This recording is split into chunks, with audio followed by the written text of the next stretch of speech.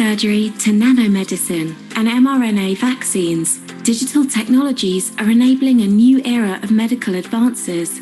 But soon, our ability to tackle healthcare challenges with data-driven solutions will expand exponentially. 5G networks will enable remarkable new healthcare capabilities with huge speed, capacity, and connection densities, facilitating major advances on critical challenges. Today, we face an epidemic of chronic illness, costing 90% of the US's $3.8 trillion annual healthcare budget. Imagine if clinicians, researchers, and patients could manage these illnesses better, avoid hospital stays, and so reduce costs. The tools to do this are already part of our everyday lives. Telecom's 5G networks will make it possible to gather data from millions of patients and, with artificial intelligence at the edge, offer personalized individual care through near real-time feedback. There's also huge potential to accelerate medical research and drug development with patient-centric data and decentralized trials. 5G has the potential to extend hospital care out to the scene of traumatic injuries and medical emergencies. By delivering near real-time vital signs, 5G will enable hospitals to prepare for incoming patients and enable EMTs to deliver life-saving care en route. Today, communication service providers have the opportunity to enable a new era of efficient, effective, data-assisted healthcare. To accelerate this, we've established our Open Telecom Ecosystems Lab, a unique research facility dedicated to turning 5G's potential into tested, validated, ready-to-deploy solutions. Bringing together networks, equipment providers, virtualization specialists, and more. With Dell Technologies' proven expertise in healthcare and medical research infrastructure, we're working to help communication service providers to put 5G-enabled innovations into clinicians' and researchers' hands as fast as possible. To find out more about how Dell Technologies is helping prepare the way for remarkable healthcare advances, talk to an expert or download our e-guide.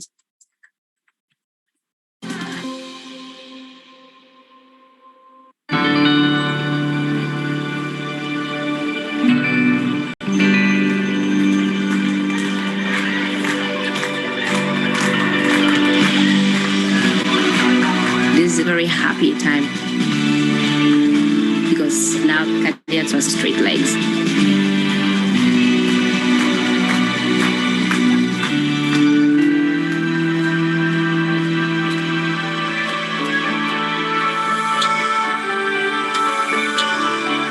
Kadiatsu's mom said that now Kadiatsu can go to school.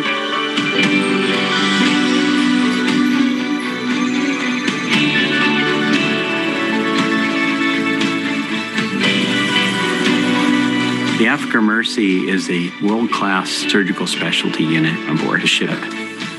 We do big tumors, cleft lip and palate, orthopedics. We also train local people, the surgeon, the nurses, to sustain that after the ship leaves. We're really dependent on Dell Technologies to help us make our operation more efficient. We're collecting a lot of data, trends in countries, patient data. It gives us a picture of how great the need is and where there's opportunities to make a difference in the life of people. Small, you might need to like cram it a little small.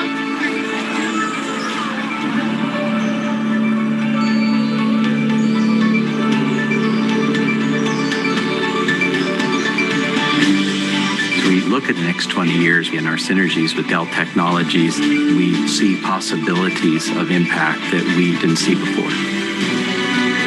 We really think the best is yet to come.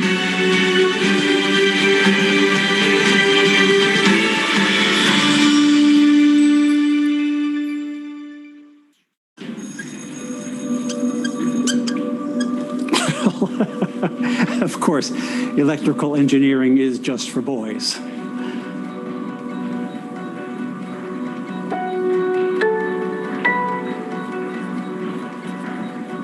So I took up electrical engineering, and that's where my story starts.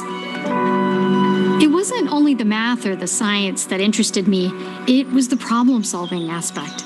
While testing for arsenic in water for my PhD in computer science, it suddenly clicked. Technology can help bridge the gap between simply monitoring a problem and actually solving it. Setting up NextLeaf Analytics was my way of having a direct impact to change this system. When we started monitoring the temperature of fridges more than a decade ago, we never could have imagined the scale and speed of global distribution needed for the heat-sensitive COVID vaccine.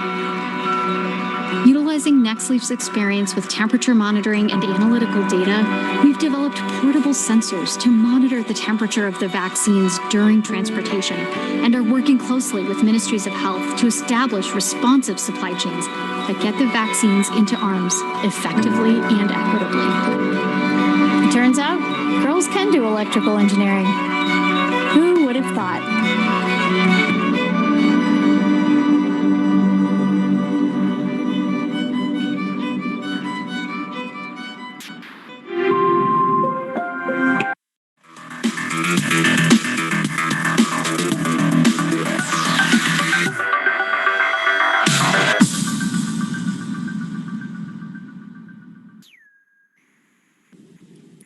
Halo, selamat pagi Bapak dan Ibu hadirin tamu undangan. Apa kabarnya? Semoga selalu dalam keadaan yang sehat. Senang sekali saya Rizka Andalina dapat menemani Anda pada webinar pagi hari ini yang mengangkat tema yaitu Building the Healthcare of the Future yang diselenggarakan atas kerjasama Dell Technologies dan Kata Data. Di akhir talk show nanti kami juga akan membuka sesi tanya jawab. Jadi kami nantikan sekali nih partisipasi Bapak Ibu sekalian. Caranya tuliskan pertanyaan di kolom Q&A pada aplikasi Zoom. Cukup tuliskan nama, kemudian spasi institusinya dari mana, dan spasi pertanyaannya ditujukan kepada siapa, spasi pertanyaannya apa, seperti itu. Nah, baiklah Bapak Ibu sekalian, jadi selama hampir 3 tahun pandemi teknologi ini memberikan terobosan dan jalan keluar untuk mengatasi pembatasan interaksi dan mobilitas. Pandemi global ini telah mempercepat transformasi digital dalam perawatan kesehatan dan mendorong transformasi pelayanan kesehatan. Di antaranya dengan memanfaatkan teknologi untuk pelacakan kasus, percepatan vaksinasi, kemudian pelayanan kesehatan begitu. Nah, menurut laporan riset Philips di 15 negara termasuk Indonesia, Future Health Index 2022, para pemimpin perusahaan dan lembaga layanan kesehatan di Indonesia ini berniat berinvestasi lebih besar pada pemanfaatan teknologi seperti pengembangan pelayanan kesehatan jarak jauh atau telehealth dan penerapan kecerdasan buatan atau artificial intelligence. Nah, fokus lain dari rencana investasi mereka adalah pengembangan data rekam medis digital. Nah, inilah salah satu permasalahan kesehatan di Indonesia saat ini, yaitu data kesehatan yang terfragmentasi karena banyaknya aplikasi dan keterbatasan regulasi dalam standarisasi dan juga pertukaran data. Data dan informasi pasien ini tidak dibagikan secara rutin dan masih sulit begitu dipertukarkan antar penyedia layanan kesehatan. Nah, sulitnya integrasi dan pertukaran data ini akhirnya menyebabkan frustasi atau penundaan pelayanan yang berpotensi menimbulkan kerugian bagi pasien. Oleh karena itu, kita akan membahasnya bersama-sama hari ini dengan para panelis yang sudah hadir bersama kita secara virtual. Yang pertama ada Bapak Setiaji, yaitu Chief Digital Transformation Office Kementerian Kesehatan, yang dimana Bapak Setiaji ini berpengalaman lebih dari 10 tahun di bidang digital transformasi dan pengembangan smart city dan transformasi digital di jajaran kementerian dan lembaga pemerintah di Indonesia. Beliau juga pernah meraih berbagai penghargaan nasional dan internasional dalam digital transformation seperti Top CIO on Digital Implementation, IT Works 2021, and the World CIO 200 Awards C Edition, dan Global CIO Forum 2021. Itu adalah Bapak Setiaji, narasumber pertama kita. Halo, selamat pagi Bapak Setiaji, menuju siang ya. Selamat Oke, pagi, dan sehat. Baik, dan selanjutnya kita akan memperkenalkan lagi narasumber yang kedua, yaitu ada Ibu Grace Tahir, Presiden Direktur Mayapada Hospital. Ibu Grace Tahir ini merupakan Presiden Direktur di Mayapada Hospital. Selain itu juga merupakan co-founder dari PT Evershake Media. Ibu Grace Tahir juga pernah meraih gelar Master of Accounting dari University of Southern California. Halo, selamat pagi Ibu Grace. Terima kasih telah hadir bersama kami. Thank you so much pagi semuanya. Baik, dan saya juga akan memperkenalkan panelis saya yang ketiga, narasumber yang ketiga, yaitu ada Bapak Erwin Yusran, Country Data Center Sales Lead Dell Technologies Indonesia. Beliau bertanggung jawab atas pengembangan strategi dan mengawasi tim yang terdiri dari para spesialis yang sangat terlatih yang memberikan keseluruhan penjualan, pemasaran, distribusi, pengembangan saluran, dan keterlibatan aliansi bisnis DCS. Beliau meraih gelar master dalam manajemen bisnis dari Bina Nusantara Business School dan gelar sarjana dalam bidang teknologi informasi dari Universitas Bina Nusantara. Beliau juga memegang sejumlah sertifikasi dan akreditasi dalam jaringan dan keamanan. Halo, selamat pagi menuju siang nih Pak Erwin. Selamat pagi. Terima kasih telah hadir bersama kami secara virtual. Itu tadi adalah ketiga narasumber kita hari ini.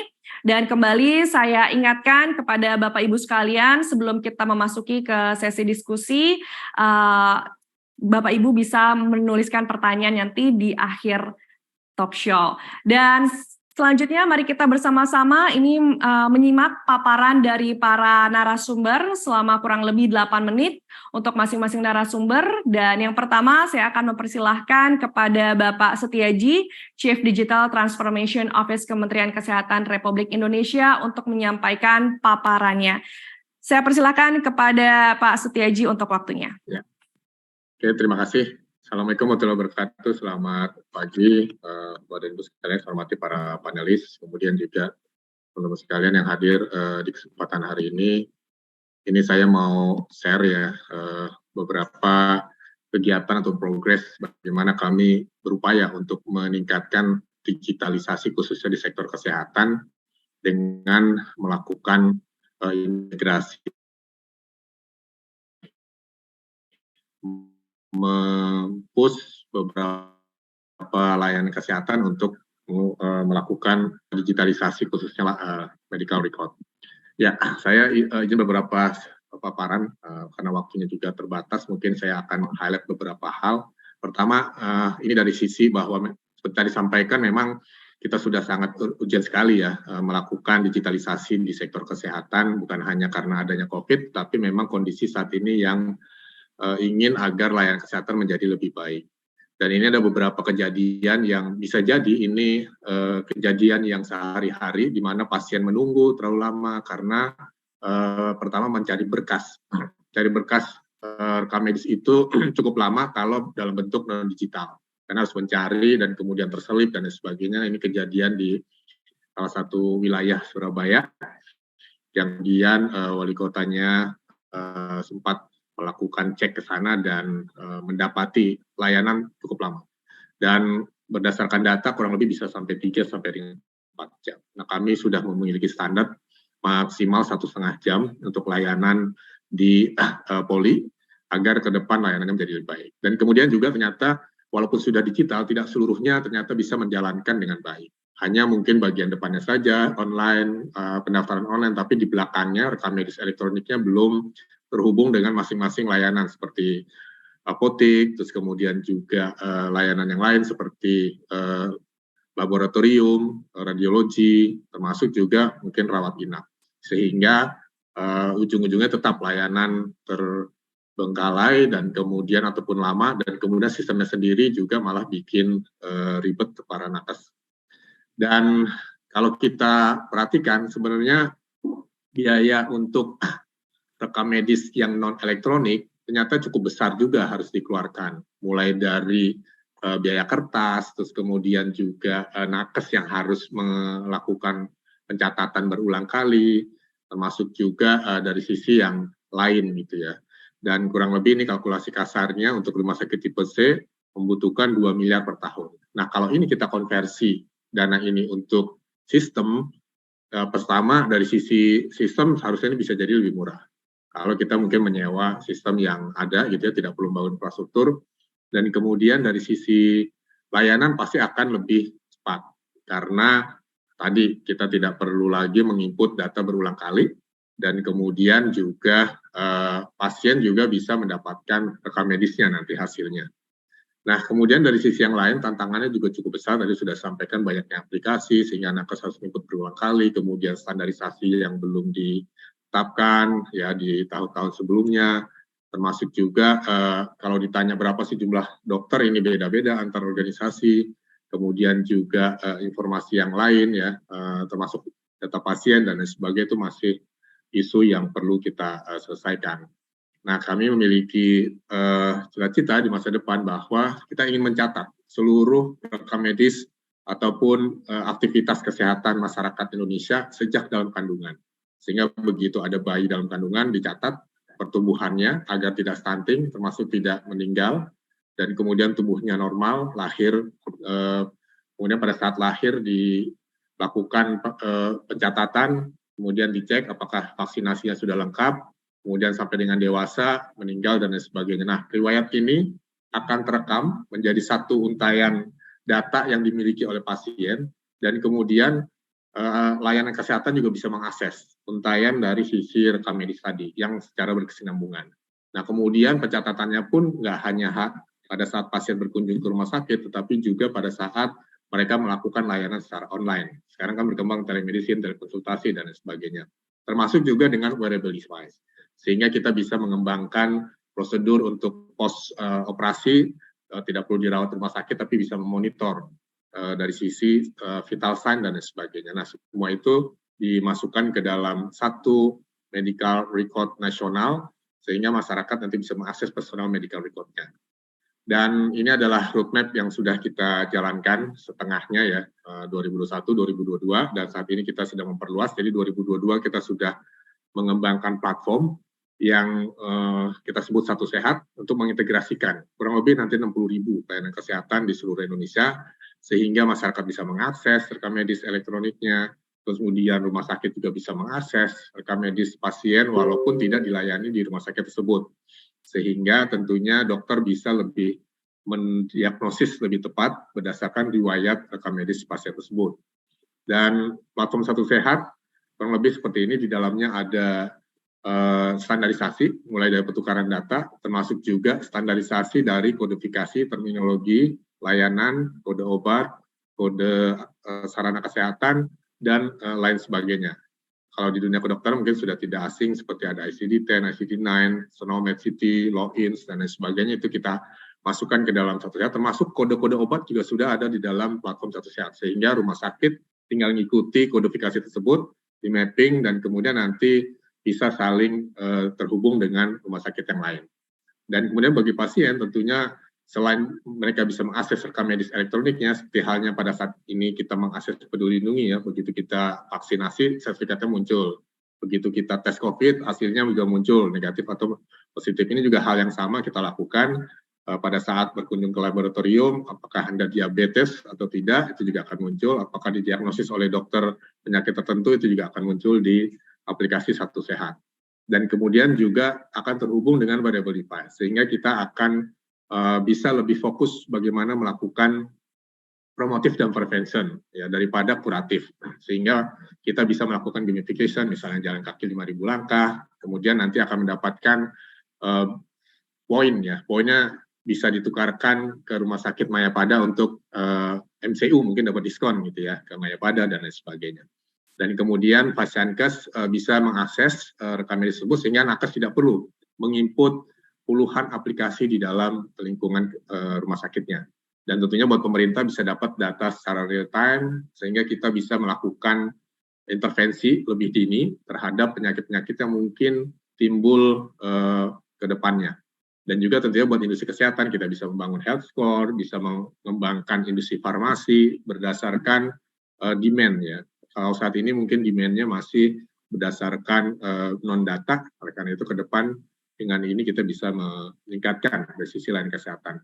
Dan ini adalah aplikasi PL yang sudah berkembang menjadi Satu Sehat mobile, di mana di dalamnya tadi sudah saya sebutkan. Selain itu juga pasien tentunya memiliki kewenangan pengendalian terhadap datanya. Ini mau diakses oleh dokter mana, kemudian bisa di-share ke siapa, termasuk mungkin nanti kalau saat meninggal datanya bisa disumbangkan gitu ya. Jadi kalau ada donor darah, ini ada donor data. Dan kemudian tentunya cita-cita kita untuk punya dashboard satu data kesehatan akan terwujud dengan menghubungkan dan menstandarisasi data-data kesehatan tersebut. Sehingga datanya bisa kita gunakan untuk mengimprove layanan kesehatan berbasis AI, misalnya untuk sistem rujukan, untuk rekomendasi obat terhadap pasien yang mungkin alergi dan lain sebagainya, termasuk juga untuk personalized medicine. Jadi kita bisa langsung mengetahui pasien tersebut berdasarkan riwayat obatnya ternyata tidak cukup baik menggunakan obat ini, tapi menggunakan obat yang lain, sehingga tidak ada lagi upaya untuk coba-coba terhadap obat yang kita berikan.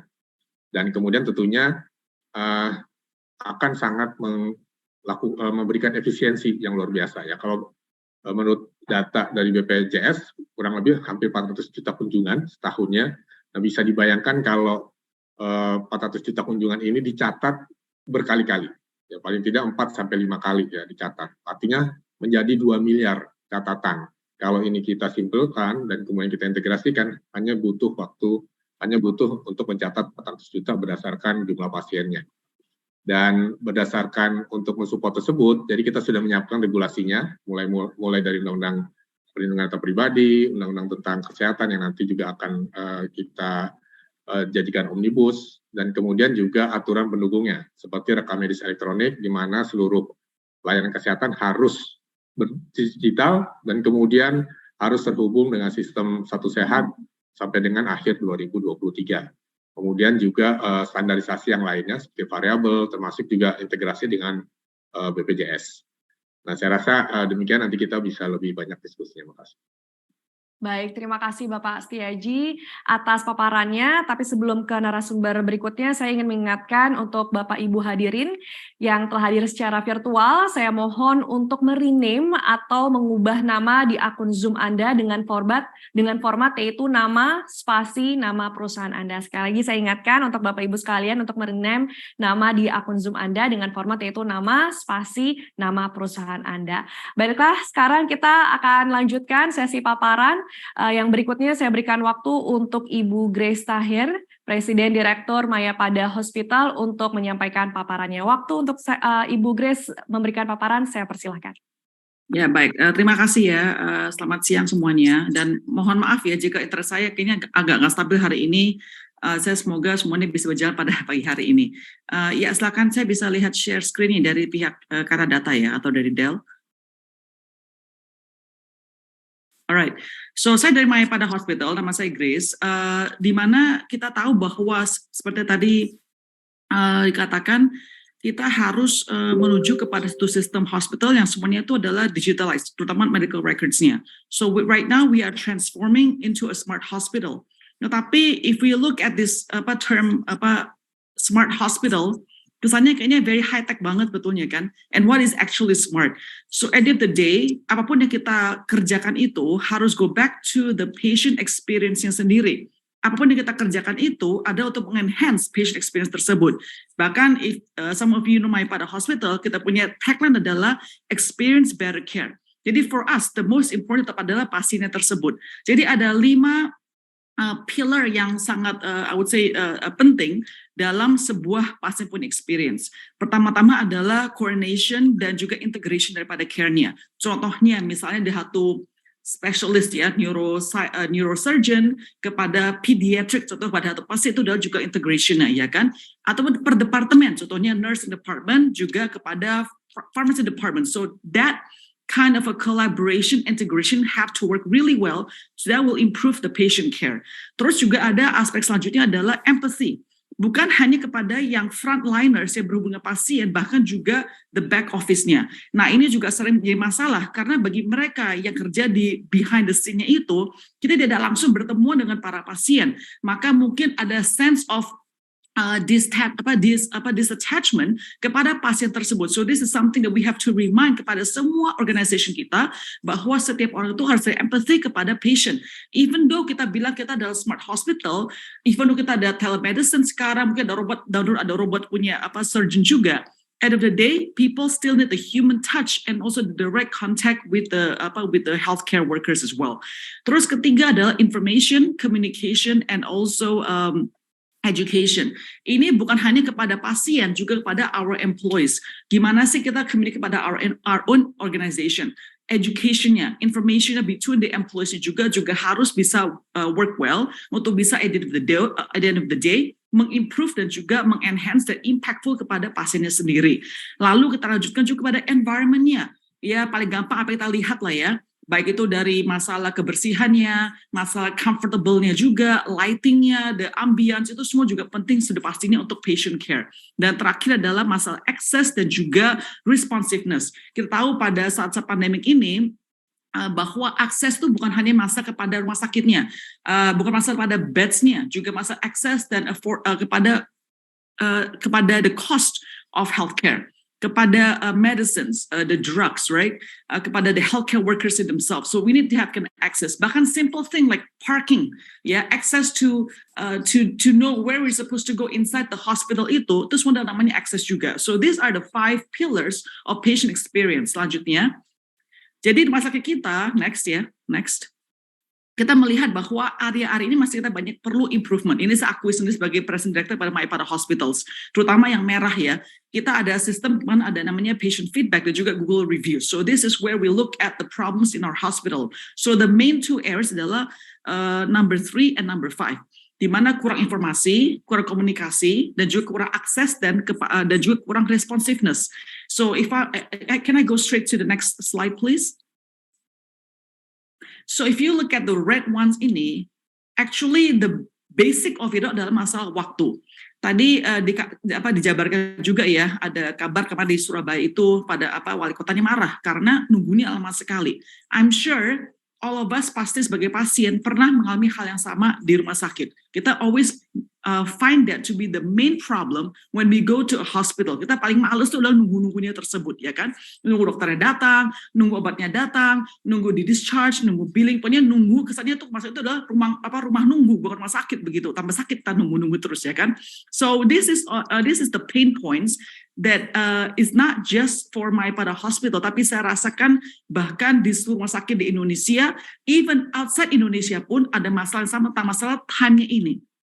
Time di mana kita harus banyak menunggu dan wasting time where we can actually do something better. Now, what is the problem with the time? Actually can be helped kalau kita bisa use technology or leverage technology with the employees juga to make it a better patient experience. So can we go to next nya?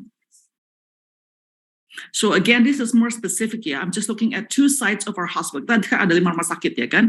Ini adalah 2 location kita ambil saja sebagai case study, di mana kita waktunya itu benar-benar luar biasa lama ya kan. Bahkan tadi saya katakan masalah akses masalah parking saja juga bermasalah buat kita juga karena kita kekurangan parkir untuk pasien. Jadi it seems like a small thing, tetapi actually it really make the patient uncomfortable. And that is something that we're always trying to tweak, trying to improve, trying to learn, trying to do better. And once again, how can we use technology to make all of this work better? So let's go to the next slide. So I just want to focus on a graph. So we do this future basic kind of thing where, okay, all of us want to go to become the smart hospital. And when we talk about smart hospital, that means there will be such a change, such a disruptive technology that will make a lot of people uncomfortable, right? Then we have to say, okay, we want to be smart, tetapi apa sih langkah-langkah sekarang dulu? Kita nggak bisa langsung jump mau become smart, ya kan? To be smart, we have to actually take some steps going backward to where we are right now. So where we are, we probably can say, okay, we have the basic tech enabler, simple things like, the hardware, the software, the security, the data, all working together, the database, right? And eventually, we also have to go to digitize, not digital, but digitize. Artinya, that is seperti dikatakan bahwa kita perlu by the end of the year untuk membuat semua medical record itu udah harus EMR, bukan lagi physical paper medical records, even though we still have to keep the paper medical records because tadi dikatakan juga bahwa cost-nya, waktunya pun pasti lebih efficient juga. So we are trying to move from paper-based to paperless to make it electronic. The reason of that is not because we want to be cool, we want to be like FOMO ya, bukan. Tetapi karena memang kalau kita melihat sekarang contohnya di rumah sakit saya sendiri ya, a lot of people say, oh your hospital looks really good, nggak ke rumah sakit, depannya kayak mall ya kan.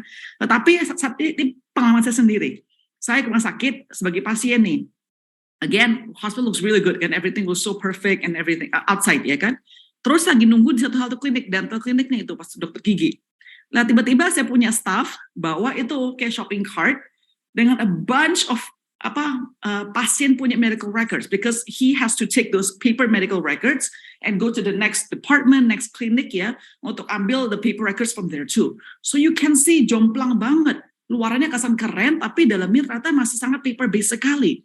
So this is something that we have to work on to be able to make the whole process lebih cepat dan juga lebih tepat ya kan. Jadi this is the part where we need EMR. And EMR actually at the end of the day ada untuk make everything connected between departments, between doctors, between the specialists, right? Connected between the back end juga from every single departments. And finally, of course, connected to the hospital, to the patients themselves. Contohnya kita ada 5 cabang. Sekarang ini, when you go to one branch to the other branch ya, one unit to the other unit, you don't see the connection happening. We still need to go call, the other unit to get the patient medical records because we're not connected yet, right? So again, EMR is very, very important because we want that flawless, that seamless connection happening. Why? Again, because of the 5 pillars.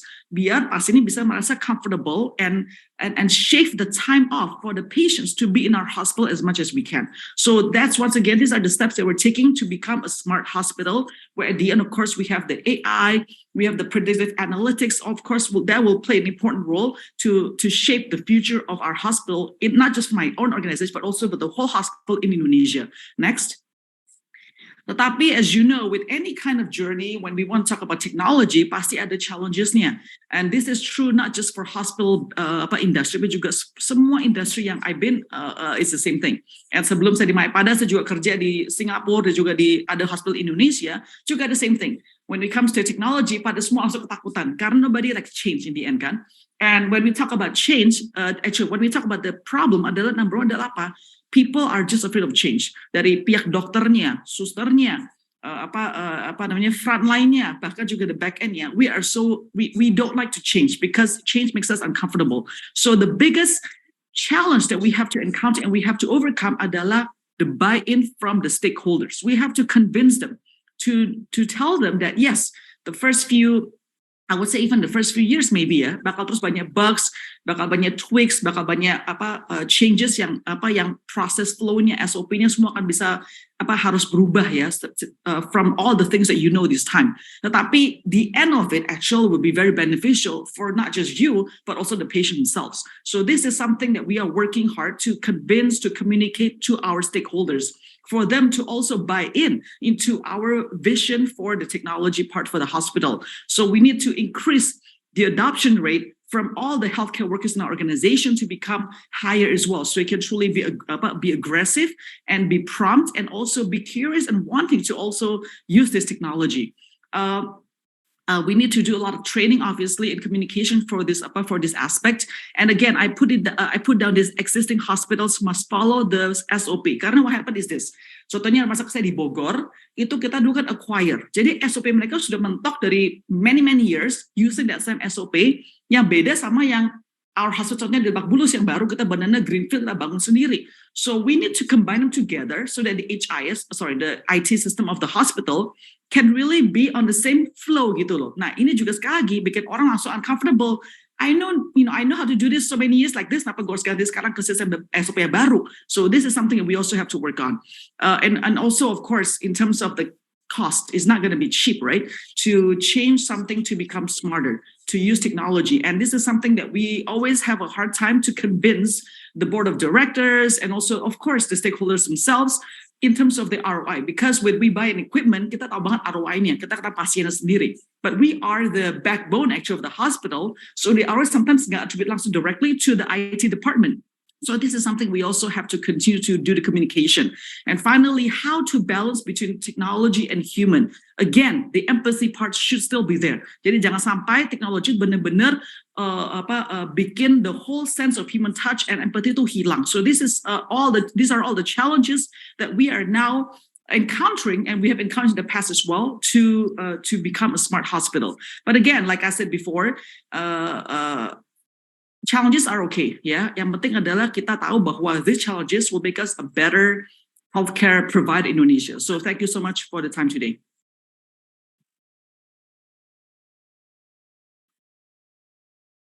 Oke, baik. Terima kasih Ibu Grace atas paparannya. Dan selanjutnya kita akan menuju ke narasumber berikutnya. Saya berikan waktu untuk Bapak Erwin Yusran, Country Data Center Sales Lead Dell Technologies Indonesia untuk menyampaikan paparannya. Waktu saya persilahkan Bapak. Terima kasih Bu. Bisa lihat slide saya?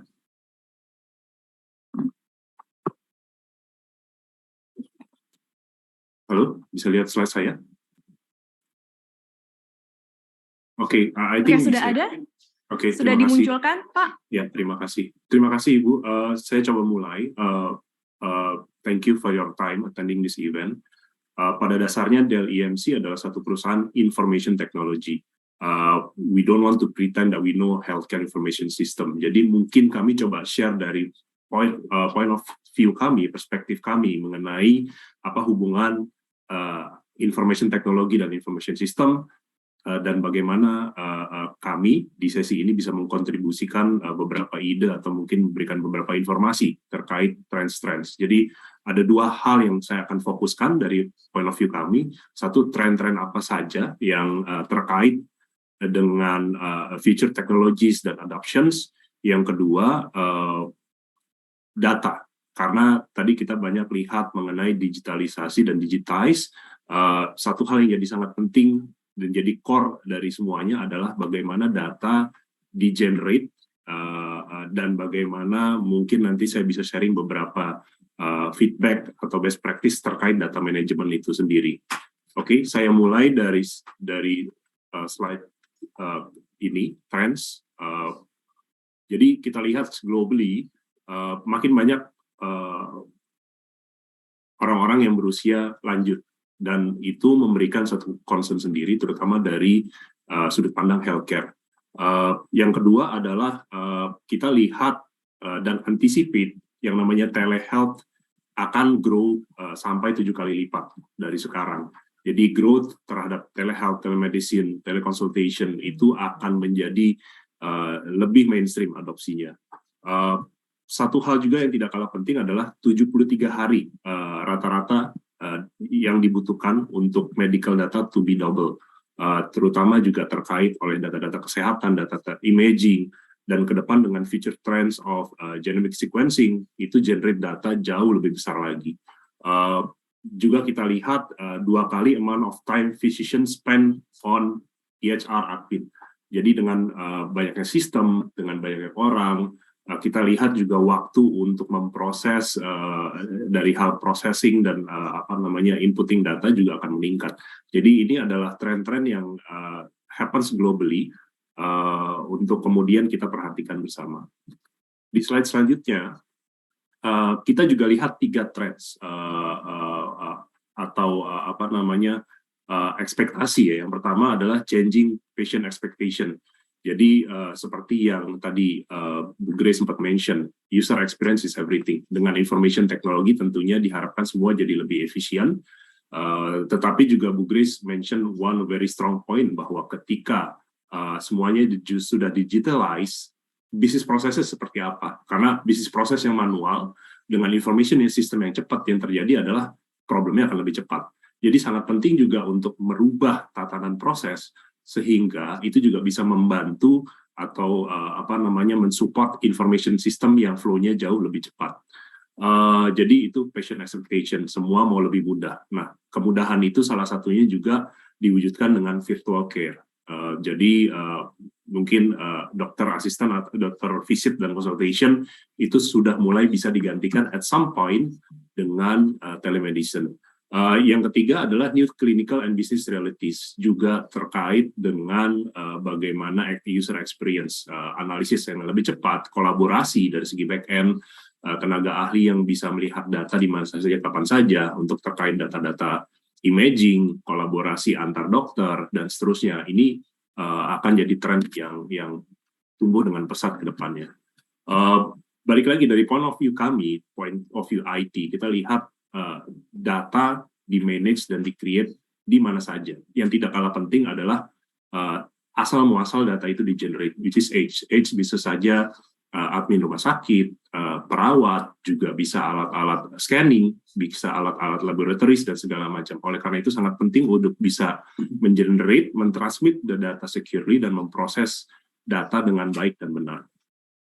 Terutama karena terkait information system atau format data yang berbeda-beda dari mesin-mesin yang berbeda juga.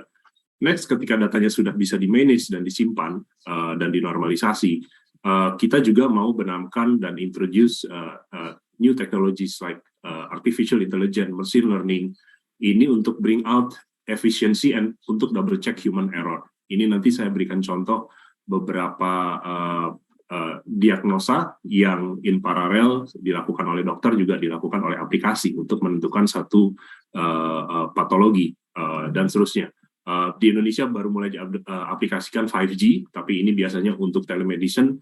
Di luar negeri sudah ada aplikasi untuk telesurgery. Terakhir, yang sangat penting buat kami, security. Kenapa security sangat penting?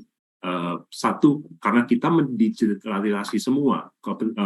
Kerahasiaan data, ketersediaan data menjadi sangat penting. Kita tidak mau, karena kita berurusan dengan nyawa. Pada saat data tersebut digunakan, datanya tidak ada. Atau kita have a loss of information system operation. Again, semata-mata karena kita berurusan dengan nyawa seseorang. Oleh karena itu, resilient IT infrastructure dan IT system menjadi sangat penting. Again, karena we are basically putting everything on digital data. That's why availability is becoming very important. Sedikit mengenai healthcare workflow, beberapa hal yang sudah mulai di-digitalize, tentunya di luar healthcare information system, sudah mulai masuk image centralization untuk better collaboration and better analysis, AI in imaging, terutama terkait dengan radiologi untuk mungkin in parallel jalan dengan diagnosa dokter, ini diverifikasi dengan application yang berbasis AI dan seterusnya. Kalau kita berbicara mengenai healthcare workflow, tentunya ada yang namanya standar IT, email, your ERP, your VDI, your file serving, collaboration, and so on, which is basically an office support system. Tapi juga ada healthcare IT, basically business support system, karena core bisnisnya di situ. Ada HIS atau EMR, yang dengan digitalisasi kita tentunya akan bring more data dari PACS, Picture Archive Communication System, di-bring ke radiologi information system. Misalkan kita juga akan mulai melihat banyak adopsi terhadap digital pathology and NGS.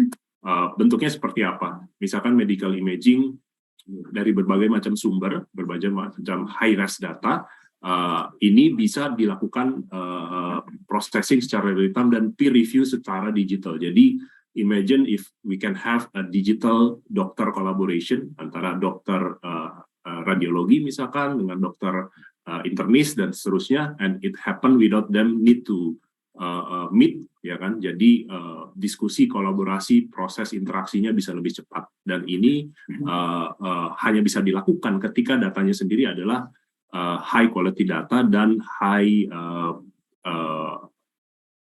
resolution data, and it happen on real time. Sudah mulai ada beberapa platform yang memungkinkan ini terjadi. Jadi yang terjadi adalah kolaborasinya bisa lebih cepat, hasilnya juga bisa lebih cepat, dan ini across function, across specialization.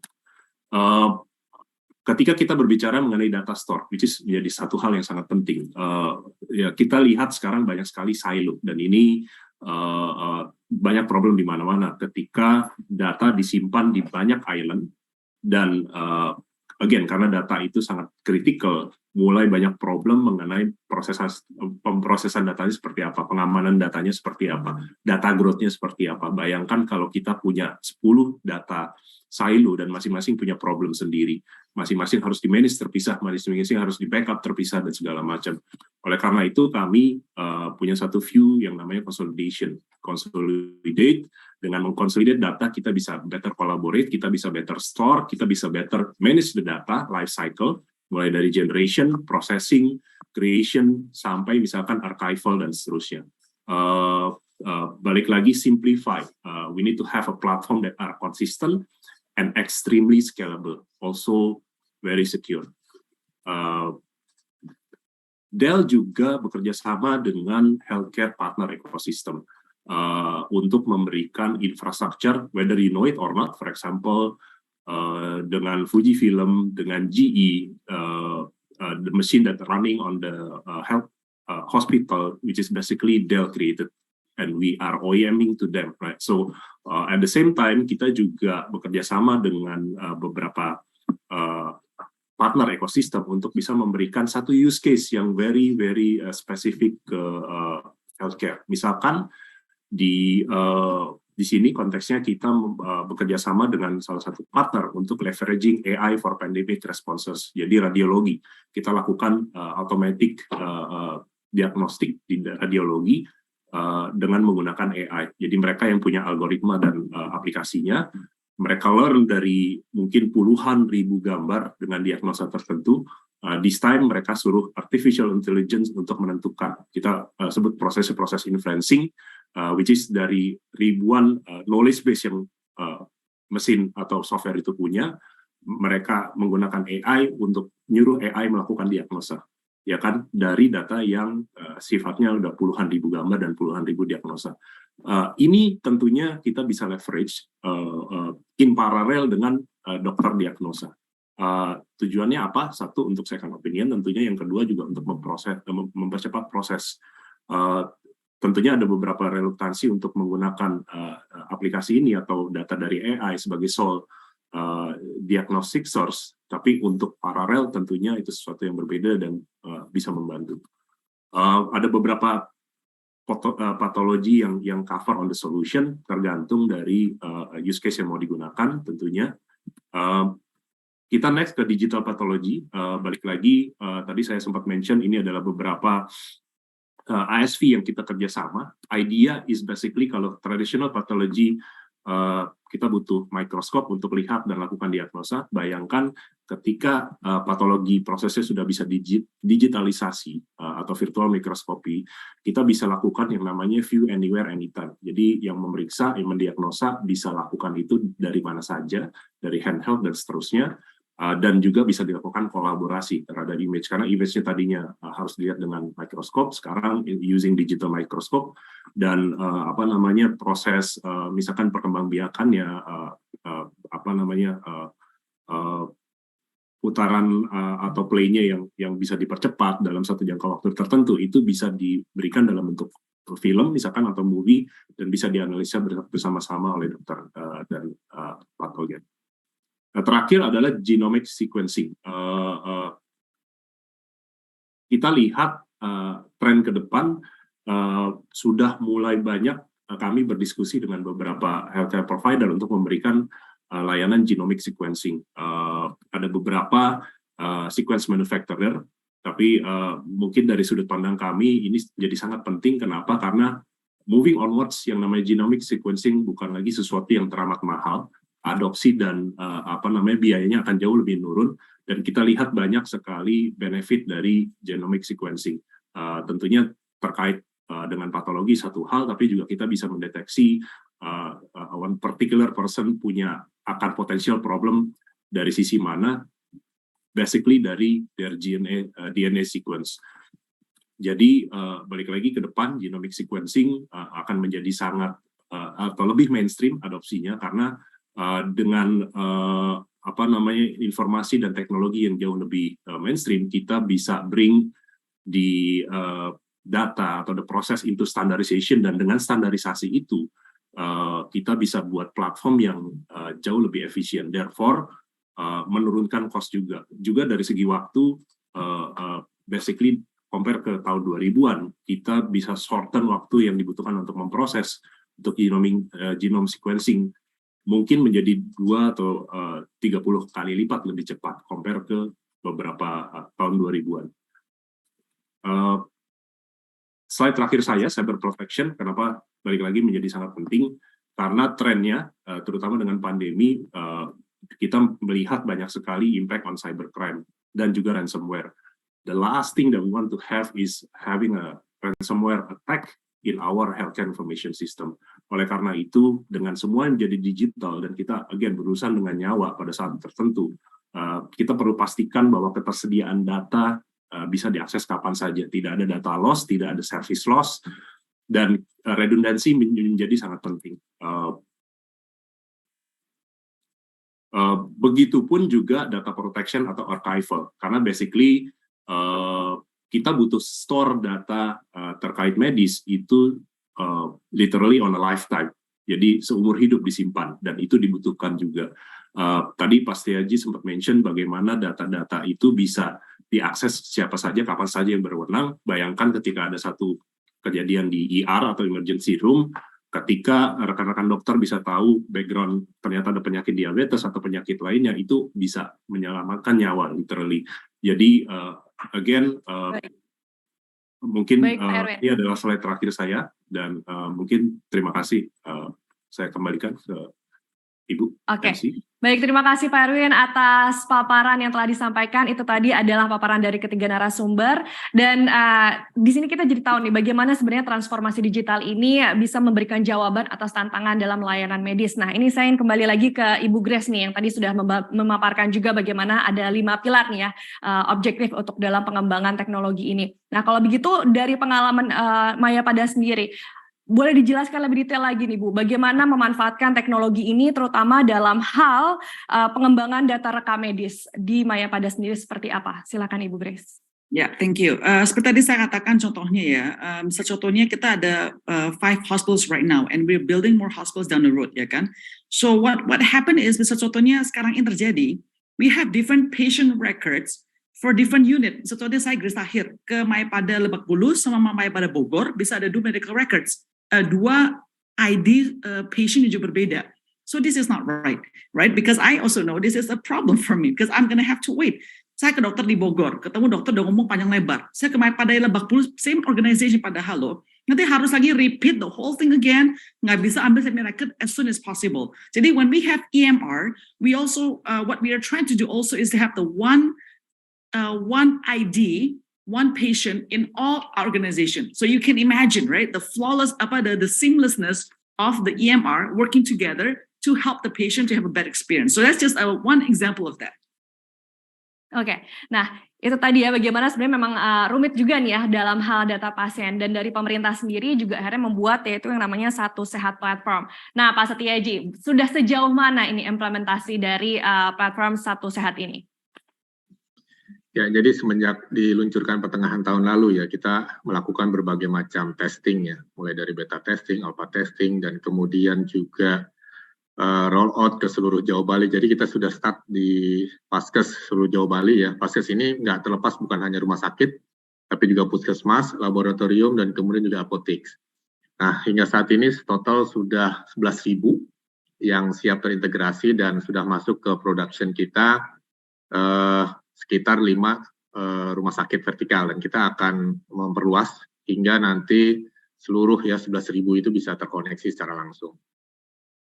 Oke, jadi memang proses pengembangannya masih terus bertahap begitu ya Pak Setiaji ya. Nah, kalau begitu Ibu Grace, tadi kan menceritakan bagaimana tantangan yang ada begitu ya, dan memang pertukaran data pasien ini memang menjadi salah satu masalah atau tantangan yang cukup besar juga di Indonesia. Nah, kalau begitu menurut Ibu Grace sendiri nih, kira-kira apakah ada rekomendasi begitu yang mungkin akan bisa menjadi perbaikan juga untuk kita bersama, untuk rumah sakit yang lainnya, atau seperti apa terkait data rekam medis ini?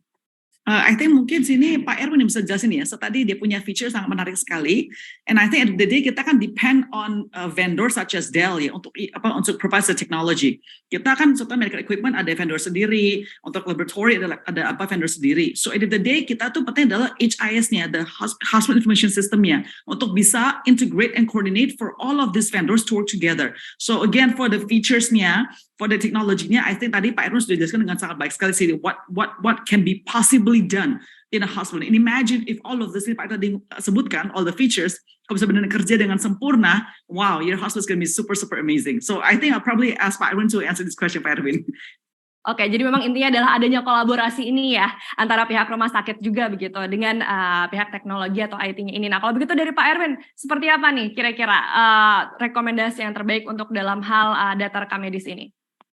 Tadi Bu Grace sempat mention dua hal yang berbeda antara digitalisasi dan digitize ya. Kalau digitalisasi mungkin digitize adalah kita bring format yang semuanya on paper ke dalam data yang digital, dan itu kalau memang ke depan memang platformnya akan digabung, tentunya para rumah sakit atau penyedia layanan healthcare sudah harus mempersiapkan itu dari sekarang, karena again terdapat banyak data yang sekarang disimpan dalam bentuk paper. Dan tentunya ketika itu di-digitize, nggak akan happen overnight, semua data tahu-tahu sudah digital kan. Jadi kita juga harus align time frame atau milestone yang ditarget dengan proses yang terjadi sekarang.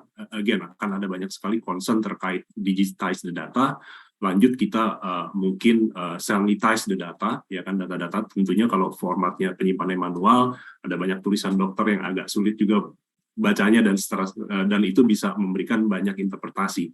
Ketika kita sudah digitize itu, kita lakukan normalisasi terhadap data untuk kemudian dipersiapkan untuk data exchange-nya seperti apa. Jadi mungkin dari kami inputnya adalah ya start preparing and digitizing the data, terutama data-data yang sifatnya physical, karena it will take a lot of time dan a lot of problem di situ. Mungkin seperti itu. Oke. Kalau dari Pasti Aja sendiri, apakah ada tantangan juga nih dalam mengembangkan platform Satu Sehat ini? Ya, yang pasti banyak sekali ya isu-isu yang kita hadapi dan juga beragam dari sisi implementasinya di setiap rumah sakit. Nah, secara umum tantangannya itu bagaimana kita memperkenalkan standar baru ya, seperti misalnya pertukaran data menggunakan FHIR, terus kemudian juga bagaimana nanti kita juga menggunakan standar yang sama untuk kode obat, termasuk juga nanti untuk layanan menggunakan Snomed, termasuk laboratorium menggunakan logins. Nah, itu ada butuh adaptasi dari sisi implementasi di rumah sakit. Belum lagi nanti juga dengan dokternya sendiri. Nah, kemudian bagi yang rumah sakit atau fasilitas kesehatan yang belum punya digital ya, ataupun belum punya sistem rumah sakit, ini tantangannya lebih cukup kompleks lagi ya, bagaimana meyakinkan dokter untuk pindah dari tulis tangan ke digital. Nah, itu juga butuh effort ya, bukan hanya dorongan dari manajemen, tetapi juga tentunya dari kami dari pemerintah pusat ya. Dan kemudian isu yang lain ya, banyakkan juga ada juga beberapa daerah yang masih internet aksesnya kecil gitu ya, limit dan sebagainya, itu juga isu yang perlu kita solve bersama. Walaupun sudah ada berbagai cara ya, mulai dari offline first, terus kemudian juga bagaimana kami bekerjasama dengan kementerian lain ataupun dinas lain untuk mensupport internet akses dan lain sebagainya. Oke, ya itu tadi ya beberapa tantangan yang juga tadi disebutkan Ibu Grace. Memang dari tantangan digitalisasi ini adalah adanya uncomfortable, ada ketidaknyamanan begitu. Nah, dari pihak Rumah Sakit Mayapada sendiri, apakah memang ada strategi khusus nih untuk memberikan sosialisasi terhadap pihak manajemennya agar mereka semua akhirnya bisa terbiasa gitu berpindah dari yang tadinya manual ke digital? Seperti apa strateginya ini dalam perpindahan tersebut, Ibu Grace? Oke, jadi tadi ada pertanyaan dari attendance-nya ya, kalau nggak salah tanyain gimana kepada dokter utama, and I think that person is right. Dokter tuh paling susah dokter, makanya pasti aja dia kata-katanya dokter gini-gini, setuju banget ya. Dokter ini kan sudah kebiasaan sekali ya kan, and we always think of doctors as gods ya, the gods-nya gitu kan, dewanya. So kita itu kadang-kadang memang kita nggak ada bisa paksaan sih ya Bu ya. Nah, tapi yang bisa kita kerjakan adalah mengassist dokter tersebut. Contohnya dengan kita pakai nurse-nya di dia punya special center itu untuk bantuin do all the digital part. So that's one way we are trying to help the doctors. Tapi untungnya the younger, newer doctors they understand, and bahkan we actually from the beginning ya, pas kita mau bikin a new technology, kita involve those doctors sebagai super users. Jadi mereka ikutin input nih kepada kita what's good, what is not good, what can work and so on. Jadi kita berinput dari sisi daripada dokternya punya point of view, not just from the management side. So I think that also helps because at the end of the day, those users, those doctors users will also be the one that communicate to the fellow doctors. And to be honest, doctors like to listen more from doctors than from myself, bukan seorang dokter. So that's some strategies that we use in my pada hospital. Oke, baik. Kalau begitu, karena waktu yang terbatas, saya ucapkan terima kasih ya Ibu Grace dan juga Bapak Setiaji sebelumnya, karena Bapak Ibu hadirin sekalian, Ibu Grace Tahir dan Bapak Setiaji ini hanya bisa sampai pukul 11 siang, maka kami persilahkan kepada Ibu Grace dan Bapak Setiaji untuk meninggalkan layar Zoom. Terima kasih kami ucapkan atas kehadirannya secara virtual, telah berbagi kepada kita semua. Terima kasih. Selamat siang. Salam sehat. Oke, sementara itu Bapak Ibu sekalian, Bapak Setiaji ini akan digantikan oleh Bapak Daniel Oscar Baskoro. Beliau adalah Chief Operating Officer Digital Transformation Office Kementerian Kesehatan Republik Indonesia yang telah bergabung bersama kita secara virtual juga, yaitu ada Bapak Daniel. Halo, selamat siang Bapak Daniel. Apakah sudah bergabung bersama kita secara virtual? Baik. Ya, selamat siang. Oke, nah jadi untuk saat ini Bapak Setiaji akan digantikan oleh Bapak Daniel. Nanti kita akan ke Bapak Daniel, tapi terlebih dahulu saya akan menuju ke Pak Erwin nih. Tadi kan kita memang sudah membahas ya bagaimana data medis ini carut-marut sehingga dengan adanya transformasi digital itu akan lebih menjadi rapih begitu ya. Solusinya akan terselesaikan. Nah, tapi kira-kira nih menurut Bapak Erwin, apa langkah awal yang bisa dilakukan pemerintah maupun penyedia layanan kesehatan untuk memperbaiki pengelolaan data pasien ini? Tadi kan memang secara garis besarnya seperti itu, tapi apakah ada step by step-nya nih yang bisa dilakukan? Ya, mungkin tadi balik lagi Pak Setiaji sudah memaparkan ya milestone-nya, dan saya rasa sudah tepat karena prosesnya terjadi beberapa tahun belakangan, bahkan tahun 2021 sudah ada milestone yang penting. Semua itu mulai berawal dari konsep dan terkait dengan regulatory. Bagaimana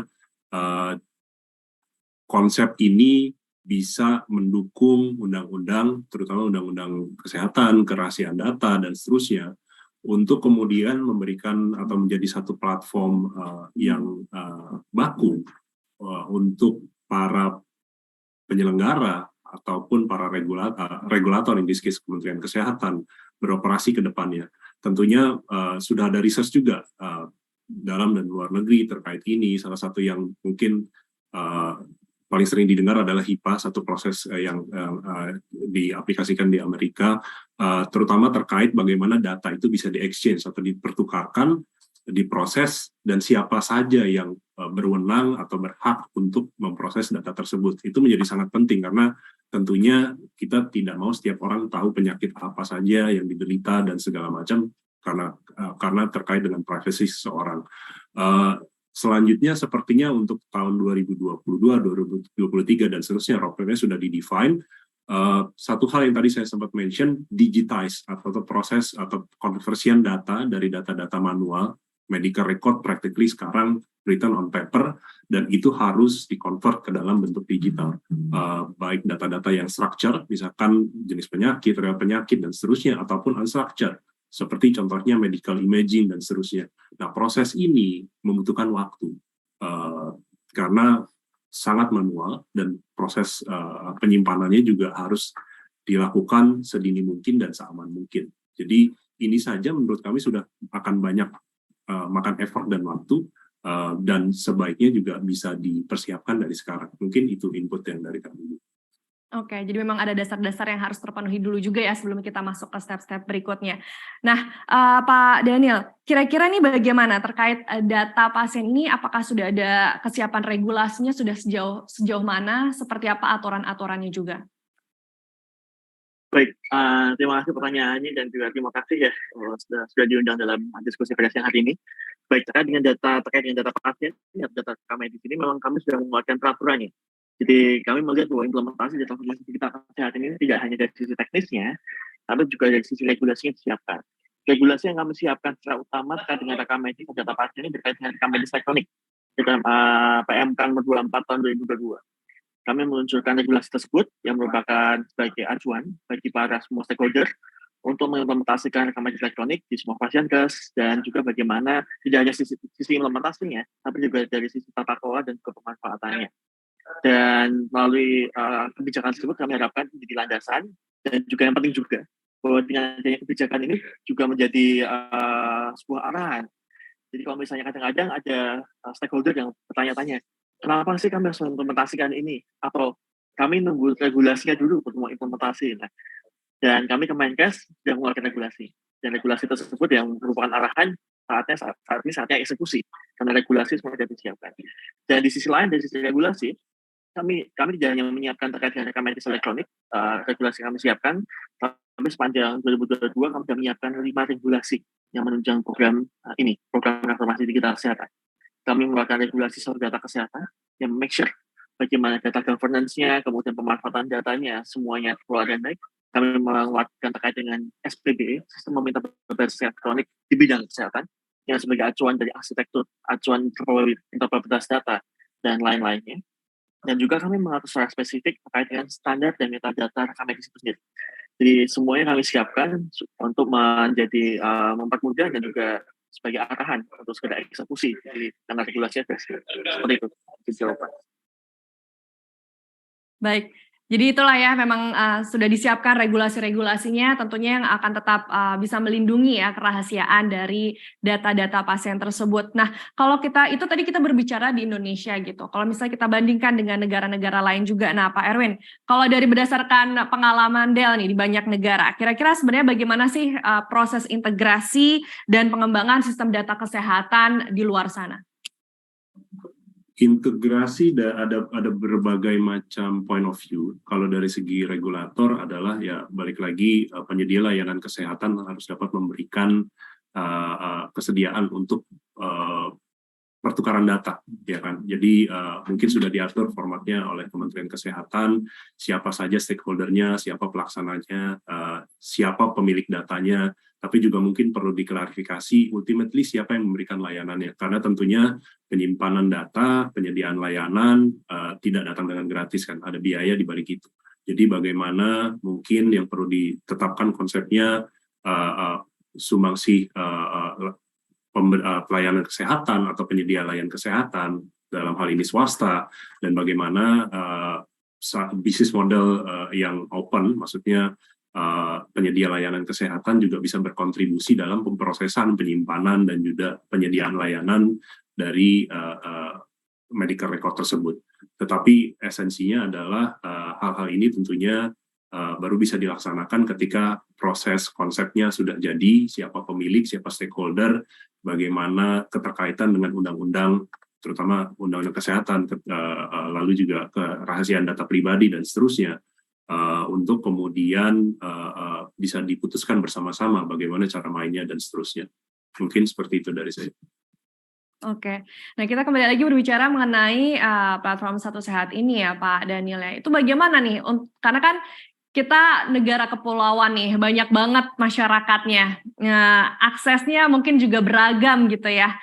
Bagaimana nih akan untuk melakukan sosialisasi dan bisa menyeragamkan semuanya dalam menggunakan platform ini? Ya, betul ya, bahwa dalam implementasi Satu Sehat ini, di konteks Indonesia itu memang konteks yang, kalau kita bandingkan dengan negara lain, adalah konteks yang berbeda. Indonesia ini kan negara kepulauan dan kita punya 34 provinsi dan 500 lebih kota kabupaten. Dan strategi yang kami lakukan, strategi utamanya adalah bagaimana kami bisa bekerja bersama-sama. Kalau itu hanya dilakukan oleh Kemenkes sendirian, oleh kami tim Pusdatin DTO sendirian, itu nggak bakal bisa kejadian. Oleh karena itu yang kami dorong adalah bagaimana kami kolaborasi dengan ekosistem dan juga pemerintah daerah dalam memastikan semua digitalisasi, standarisasi, dan integrasi dalam Satu Sehat terjadi. Nah, oleh karena itu dalam strategi kami di tahun 2021 diciptakan Pak Jadi, 2021 menunjukkan rutinnya, 2022 kami pengembangan, dan juga kami juga sekaligus menyicil untuk melakukan implementasi melalui proses uji coba yang kami lakukan di Jawa Bali. Jadi ibaratnya prosesnya akan dilakukan bertahap. Jawa, Bali, kemudian Sumatera, Kalimantan, Sulawesi, kemudian ke Papua, Indonesia Timur. Dan pada tahun lalu kami sudah melakukan proses integrasi atau kami sebutnya sebagai di fase development uji coba ini di Jawa, Bali. Jadi kami sudah membangun interoperabilitas di fasilitas di Jawa, Bali.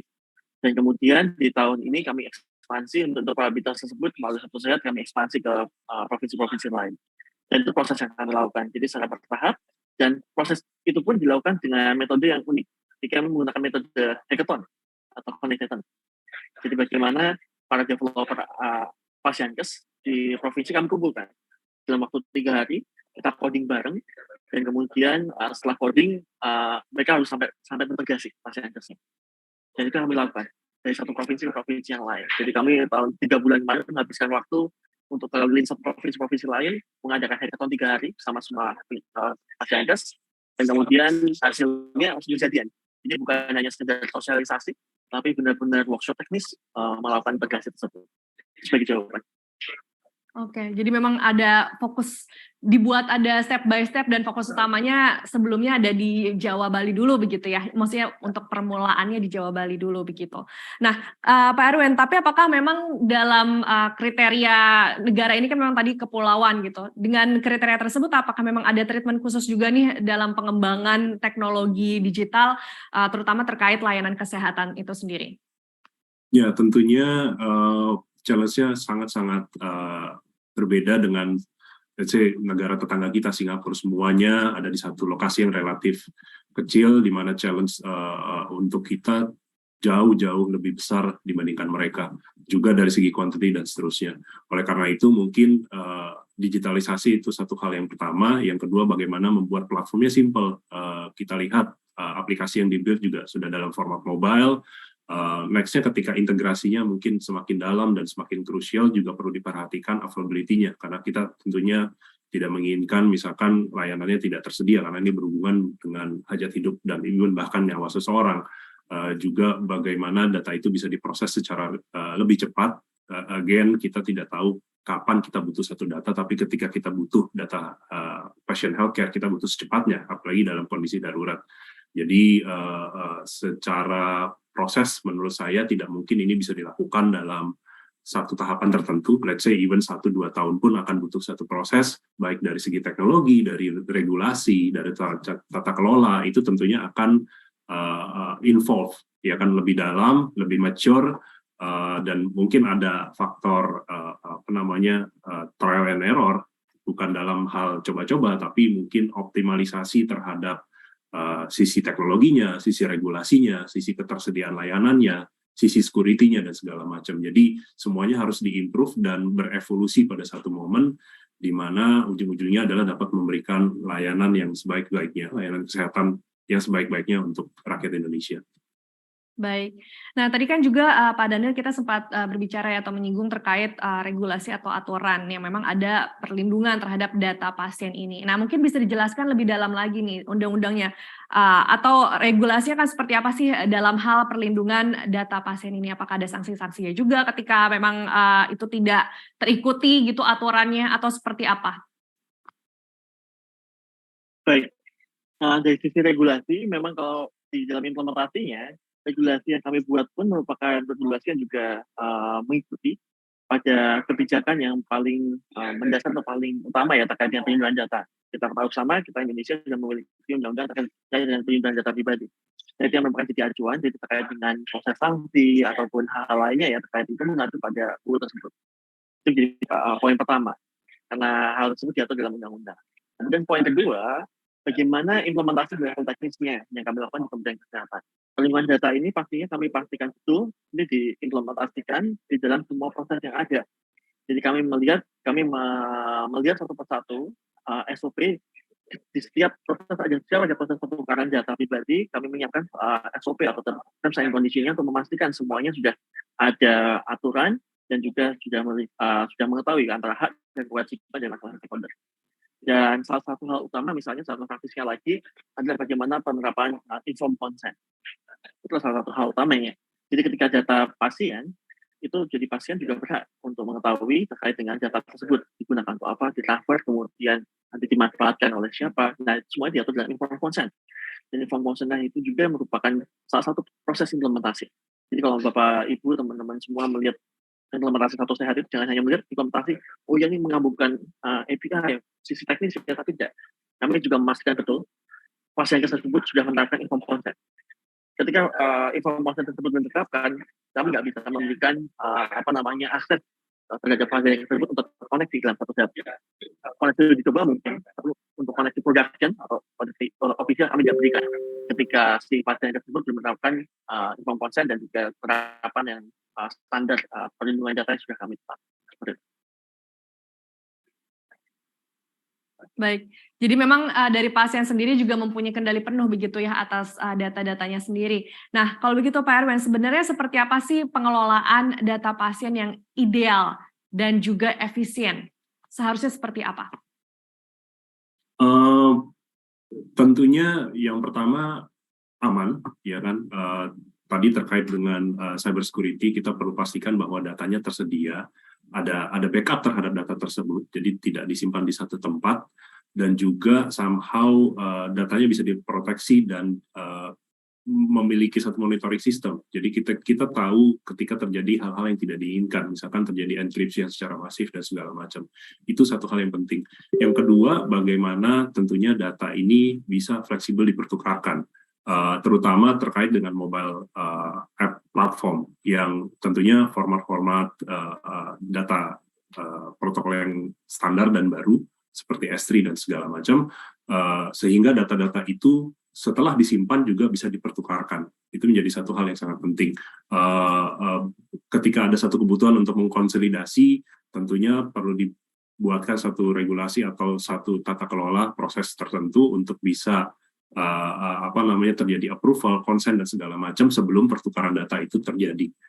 Tapi ketika data itu sudah tertukar atau misalkan exchange-nya sudah bisa dilakukan, balik lagi kerahasiaan, ketersediaan layanan data itu menjadi sangat penting, dan itu menurut kami sebagai penyedia perangkat IT menjadi area of fokus kami, di mana no matter what is the industry, mau healthcare, FSI, oil and gas, proses data, pemrosesan data, penyimpanan data, dan menjaga supaya data itu tetap tersedia dan aman, itu menjadi satu proses yang sangat integral. Baik, jadi itu ya beberapa poin yang memang akhirnya membuat bahwa inilah yang efisien dan efektif atau ideal tuh seperti itu begitu dalam pengelolaan data atau rekam medis para pasien ini. Nah, kalau begitu Pak Daniel, tadi kan disebutkan bahwa memang satu saat ini sudah berada di berbagai daerah, udah dari Pulau Jawa, Bali, sudah berkembang ke pulau-pulau lainnya. Lalu bagaimana nih implementasi di daerah-daerahnya itu sendiri? Bagaimana respon-responnya? Apakah memang akhirnya ada kendala dalam hal adaptasi dari pihak rumah sakit, dari dokter-dokternya, atau seperti apa? Dan bagaimana akhirnya cara mengatasinya? Ya, sebenarnya ini menarik ya terkait dengan program Satu Sehat ini. Barusan sekali tadi malam saya baru kembali dari Surabaya dan kami juga mengadakan workshop di sana. Dan ketika penutupan kami mendapatkan testimoni, mohon masukan, mohon pertanyaan. Yang ada malah apresiasi dari pesertanya. Karena peserta beda, ini yang kami tantikan terkait dengan program Satu Sehat ini.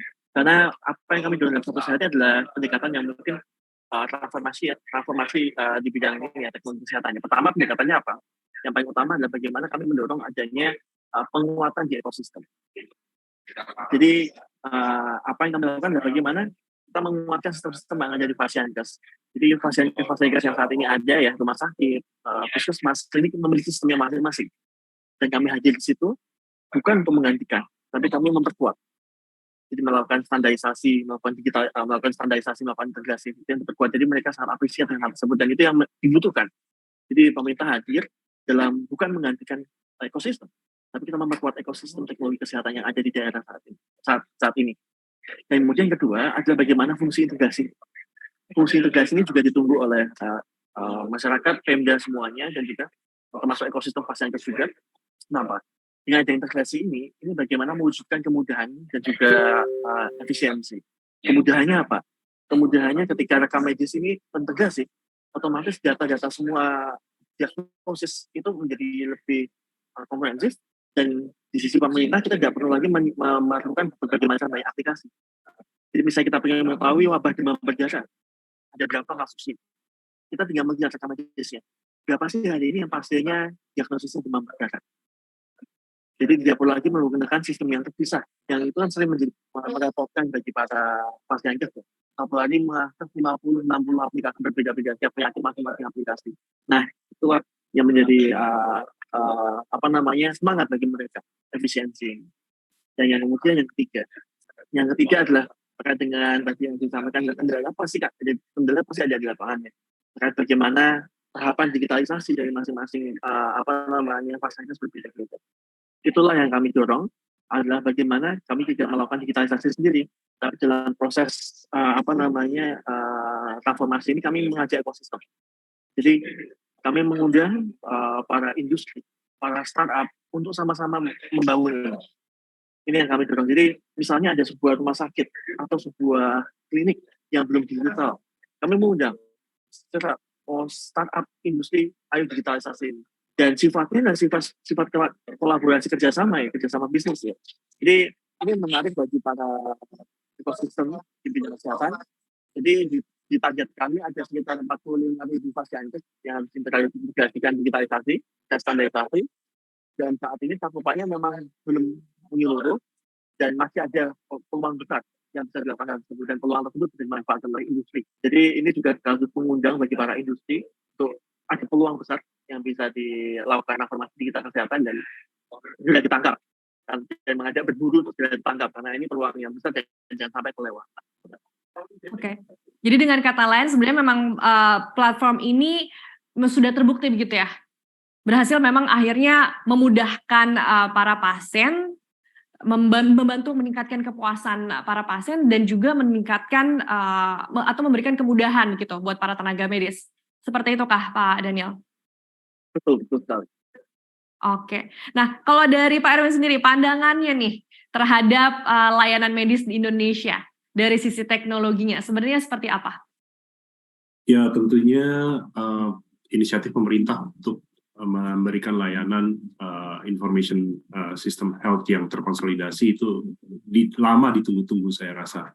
Karena balik lagi kita lihat banyak sekali waktu, uang yang disisiakan, terutama terkait delay dan biaya, semata-mata karena satu pasien tidak bisa menggunakan data rekam medisnya yang dia dapat di tempat lain ke rumah sakit lain. Jadi bayangkan kalau kita bisa mengkonsolidasi ini dan pertukaran informasi kesehatan bisa dilakukan secara cepat, tentunya benefitnya adalah untuk kita semua rakyat Indonesia.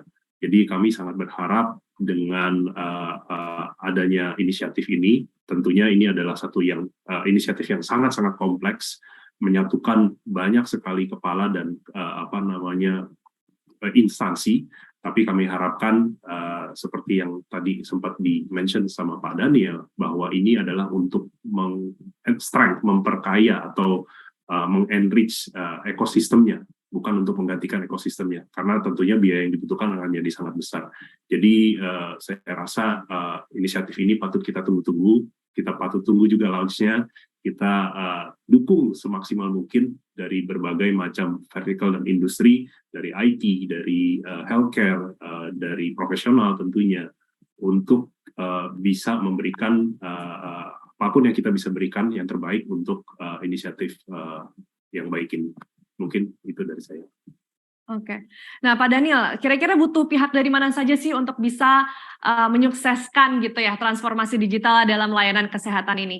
Memang butuh kolaborasi atau mungkin kerjasama dari siapa saja nih? Apakah termasuk mungkin dari pasiennya juga begitu ya untuk bisa lebih aware terhadap teknologi? Tapi kira-kira apa lagi nih yang dibutuhkan? Baik, karena ini forum industri ya, kita ya di sini forumnya banyak peserta dari industri ya, bagian besar ya, aku lihat ya. Jadi aku mungkin akan lebih fokusnya bahwa kolaborasi industri sangat penting. Jadi kita mengundang industri untuk kolaborasi untuk terlibat dalam program ini. Jadi kalau saya cerita bahwa kita punya 60.000 pasien dengan jadwal seperti ini. 3.000 rumah sakit, 10.000 apotek, terus kemudian sekitar 15 ribuan ada klinik, 5.000 lab, dan sekitar sisanya tuh apotek. Jadi ada potensi besar digitalisasi dan marketnya itu masih besar. Dan ini kami mengundang bagi industri untuk segera ke sini. Karena ini kami memberikan arahan untuk itu. Kami memberikan kewajiban bagi semua fasilitas untuk digital. Dan bagi fasilitas tersebut pasti membutuhkan mitra untuk melakukan digitalisasi tersebut. Dan kami mengundang para industri untuk sama-sama terlibat di sini. Kalau saya bilang istilahnya berburu malah. Jadi berburu nih. Satu mitra misalnya, oke, kami berhasil mendigitalisasi 5.000 fasilitas. Kami berhasil, misalnya satu buah mitra atau perusahaan startup, kami berhasil kerjasama membangun bisnis dengan 2.000 apotek. Nah, itu yang kami tunggu. Dan itulah kami mendorong bersama-sama untuk hal tersebut terjadi. Dan any problem, any issue terhadap kolaborasi itu kabari kami. Karena itu fungsi kami sebagai pemerintah untuk memastikan kolaborasi itu bisa terjadi, dan sebagai regulator memastikan bahwa ekosistem bisa terbentuk. Jadi kami bukan sebagai player untuk melakukan ini, tapi kami membentuk sebuah regulasi dan sebagai enabler dalam membentuk ekosistem tersebut. Itu mungkin sebagai kolaborasi ya. Oke.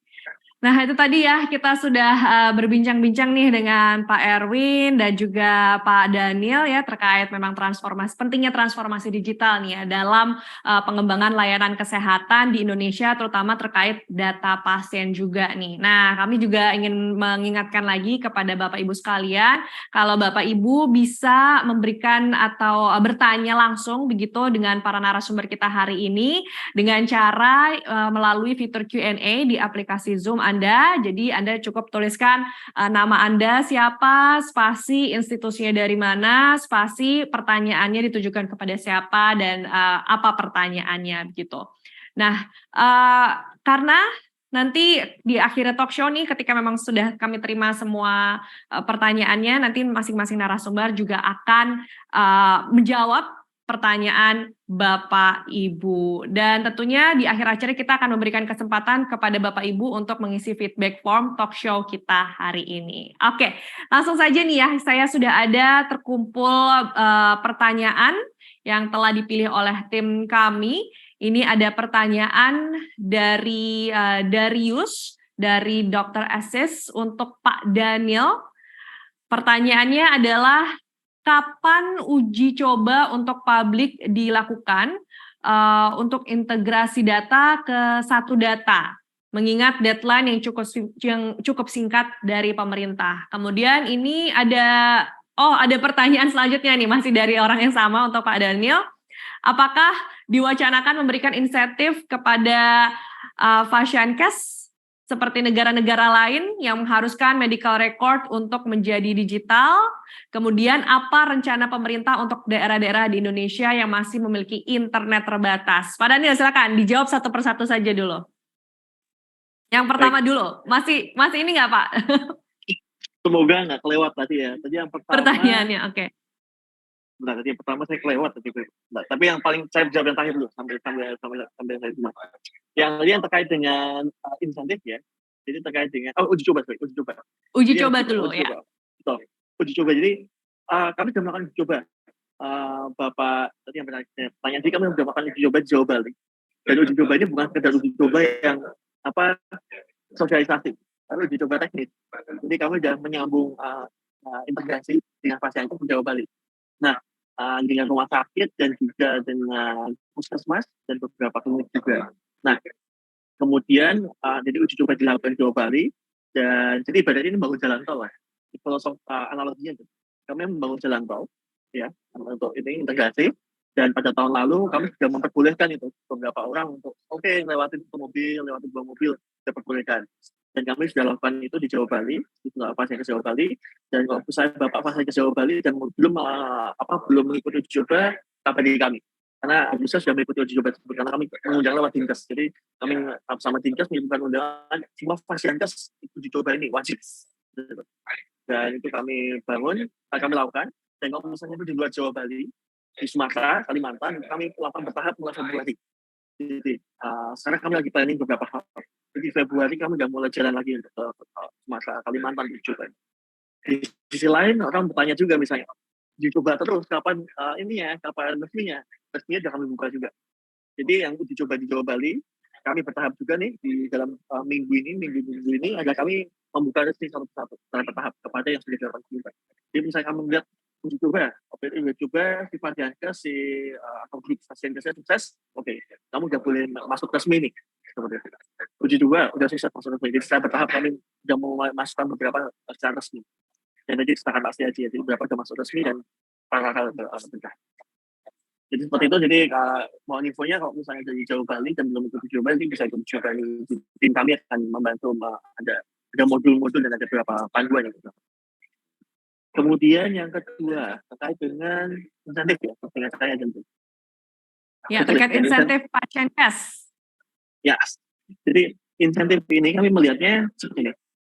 Program Satu Sehat dan Rekaman Desa Elektronik ini jangan hanya dianggap sebagai sebuah arahan, tapi sebuah kebutuhan bagi Fadiankes melakukan transformasi. Ini kadang-kadang. Jadi insentif itu kami dari sisi pemerintah, kami melihatnya bukan insentif ini, memang ada beberapa skema yang kami siapkan ya. Seperti contohnya bahwa pengajuan klaim itu harus menggunakan data rekam medis dari Satu Sehat. Akreditasi rumah sakit, puskesmas harus menerapkan RME dan integrasi dalam Satu Sehat. Itu kami siapkan beberapa hal. Di pelakunya meningkat tingkat penerapan ini, malah jangan-jangan kalau nggak menerapkan ya nilainya malah kurang akreditasinya karena nggak menerapkan. Jadi akreditasi ini kami buat insentifnya di sini tetap akreditasi, dan juga kami juga menyiapkan skema besok kalau ada klaim atau semua datanya harus dibuat dari sana.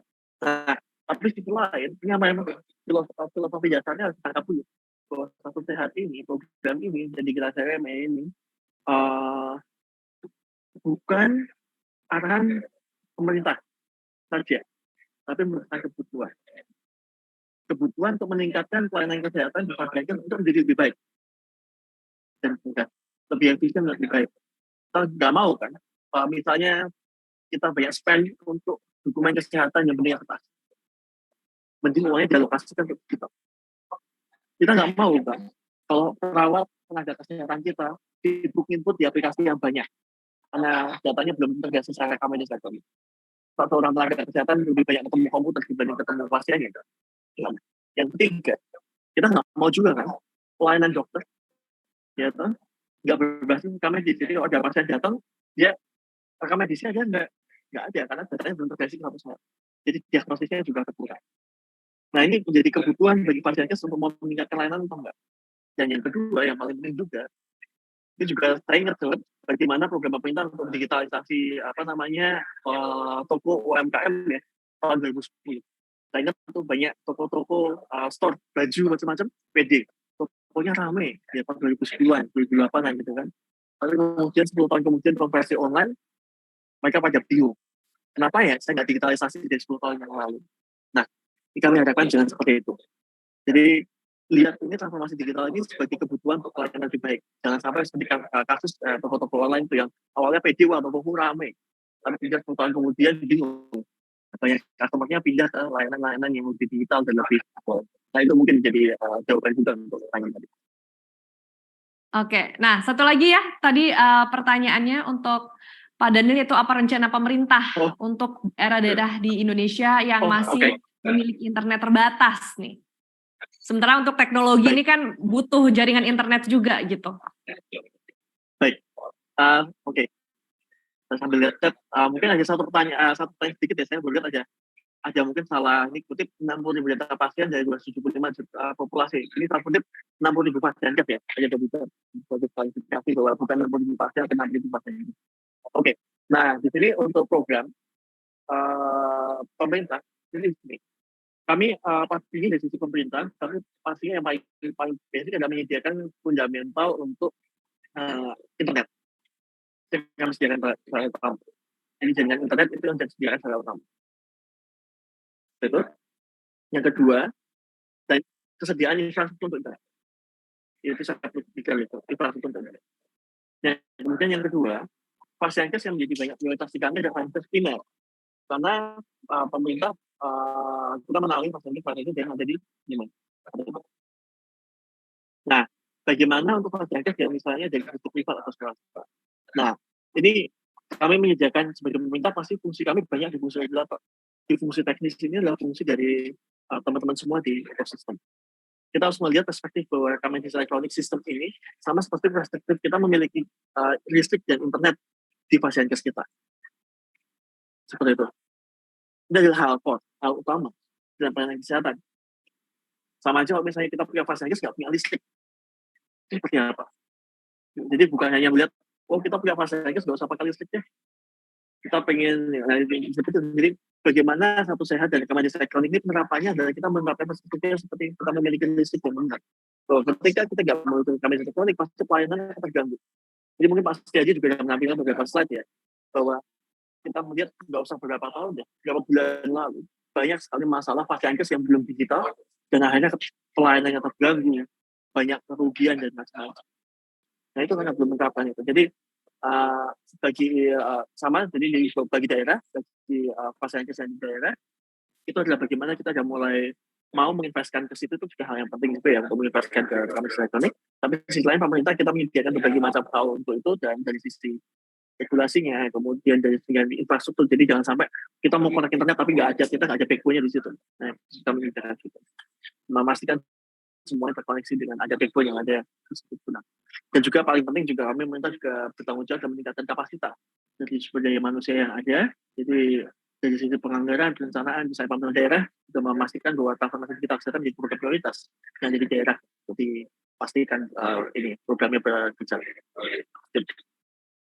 Baik, itu tadi ya sudah terjawab semua oleh Pak Daniel ketiga pertanyaannya. Dan selanjutnya sudah masuk lagi pertanyaan ini dari Arifianto dari JSC.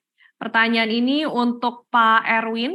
Pertanyaannya adalah, jika melihat case pada Mayapada Hospital yang memiliki beberapa rumah sakit di beberapa daerah di Indonesia, bagaimanakah cara agar file rekam medik pasien ini dapat terintegrasi jika server sudah terlanjur on-premise di masing-masing cabang?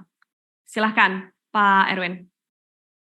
Oke, menurut kami dua hal yang berbeda, karena tadi seperti yang Pak Daniel sempat mention, platform yang dibuat pemerintah ini tidak untuk menggantikan apa yang sudah berjalan, tapi untuk memperkaya.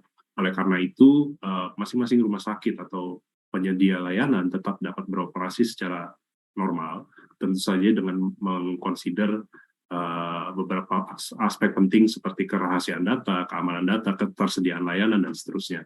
Yang diatur adalah terkait pertukaran data atau electronic data interchange. Tadi kita lihat sekilas, sepertinya sudah menggunakan satu platform yang terstandarisasi, FHIR kalau nggak salah ya Pak, Fast Healthcare Information Resource.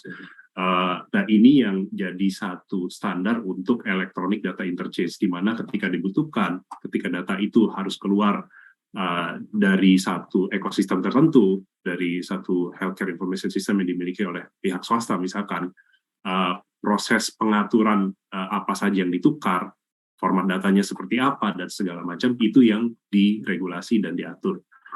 Jadi sebenarnya tidak ada hambatan, karena balik lagi, regulasi ini tidak untuk menggantikan sistem layanan kesehatan yang berjalan, tetapi untuk memperkaya, terutama pertukaran datanya. Seperti itu mungkin. Terima kasih. Baik, itu ya pertanyaannya sudah terjawab. Kita masih menanti apakah ada pertanyaan selanjutnya untuk kedua narasumber kita. Sembari kita menanti untuk mengumpulkan pertanyaan bagi kedua narasumber, saya juga ingin kembali mengingatkan bahwa Bapak Ibu bisa langsung bertanya kepada kedua narasumber kita dengan menulis pertanyaan di fitur Q&A di aplikasi Zoom Anda. Dan jangan lupa untuk mencantumkan nama. Kemudian nanti di akhir acara kita akan memberikan kesempatan juga kepada Bapak Ibu untuk mengisi feedback form talk show kita hari ini. Jadi pastikan nanti di akhir acara ya Bapak Ibu untuk bisa memberikan feedback melalui form talk show yang ada nanti di akhir talk show. Oke, kita masih menanti apakah masih ada pertanyaan yang masuk lagi untuk kedua narasumber kita hari ini. Oke, dari tim kami masih akan memilih-milih ini ya, karena memang banyak sekali pertanyaan yang masuk. Jadi diseleksi terlebih dahulu pertanyaan yang akan kita berikan kepada narasumber. Nah, ini sudah ada pertanyaan yang masuk. Pertanyaan ini dari Zahra. Pertanyaannya adalah bagaimana strategi Satu Sehat mengintegrasikan medical record yang dimiliki praktek dokter mandiri dan juga startup telemedicine. Nah, ini pertanyaannya untuk Pak Daniel ya, terkait platform Satu Sehat. Silahkan Pak Daniel. Oke, strateginya seperti apa? Nah, kalau kami melihat, biasanya menceritakan dengan 3 tahapan utama. Digitalisasi, standarisasi, integrasi. Udah, 3 tahapan itu aja, 3 tahapan utama itu yang dipegang semua vaskes semua daerah. Digitalisasi. Bagi vaskes yang belum digital, itu harus digitalisasi dulu. Memiliki sistem RS, memiliki sistem puskesmas, memiliki sistem klinik, memiliki sistem laboratorium. Itu tahap pertama. Bagi yang sudah digital, bagi yang vaskes sebelum digital, harus digital. Nah, setelah vaskes sudah digital, jangan pede dulu. Mereka juga harus standar. Tadi diceritakan juga Pak Erwin, bagaimana menerapkan standar FHIR-nya, standar datanya, semuanya utama. Standar data itu contohnya nih, penulisan jenis kelamin untuk pasien, ada tulisnya LP, dan tulisnya pria wanita, dan tulisnya cewek cowok, beda-beda kan, jadi itu kan membingungkan. Nah, harus standar. Kenapa itu adalah kunci untuk probabilitas integrasi data harus semua. Ketika sudah digital standar, tahap selanjutnya adalah integrasi. Dalam Satu Sehat. Jadi itu adalah strategi utama yang kami lakukan. Digitalisasi, standarisasi, dan integrasi. Jadi bagi vaskes yang belum digital, kami dorong untuk program digitalisasi ini kami dorong. Melalui kolaborasi dengan startup, kolaborasi dengan mitra yang saya ceritakan. Ketika sudah digital, kemudian kami dorong selanjutnya adalah standarisasi melalui workshop itu. Kami sosialisasikan standarnya yang kami gunakan, standarnya yang diterapkan, dan terakhir dari integrasi. Ya, itulah strategi yang kami gunakan untuk secara garis besarnya, secara makro. Tapi secara detailnya itu kami terapkan dari pendekatan daerah. Jadi kami ingin memberdayakan bahwa ini bukan hanya program nasional, tapi juga merupakan transformasi digital kesehatan yang new untuk Indonesia dengan kolaborasi dengan Pemda dan ekosistem kesehatan di daerah. Ini yang penting juga bahwa strategi kami gunakan bagaimana kami membentuk ekosistem digital kesehatan bukan nasional saja, tapi ekosistem digital kesehatan di daerah. Kami sangat senang kalau misalnya di daerah itu banyak pengembang sistem rumah sakit, banyak pengembang sistem puskesmas. Ini sangat bagus. Itu menunjukkan bagaimana sistem puskesmas, sistem rumah sakit itu hanya dikembangkan di Jakarta, tapi juga dikembangkan di daerah-daerah ini. Kami juga dorong supaya bagaimana ekosistem itu wujud. Semoga bisa menjawab. Itu mungkin strategi dasarnya. Nah, ini pertanyaannya dari Zahra ternyata beranak nih Pak Daniel. Masih ada pertanyaan lanjutannya. Jadi kan pada tahun 2023 ini fokus implementasi, bagaimana sih, seperti apa fokus implementasi dari Satu Sehat ini? Itu seperti apa? Bagaimana strategi yang diterapkan oleh pemerintah untuk mendorong vaskes dengan kapital rendah untuk menggunakan IMR? Apakah terdapat insentif tertentu? Nah, kemudian pertanyaan selanjutnya, apakah pemerintah memiliki standar vendor IMR yang dapat diintegrasikan dengan Satu Sehat? Silakan Pak Daniel untuk menjawab pertanyaan yang kedua terlebih dahulu. Baik, kalau insentif ini tadi sudah saya bahas banyak ya. Tapi yang paling penting adalah kami ingin melihat ini sebagai sebuah, bukan hanya bergantung pada insentifnya, tapi bagaimana adanya sebuah kolaborasi di ekosistem.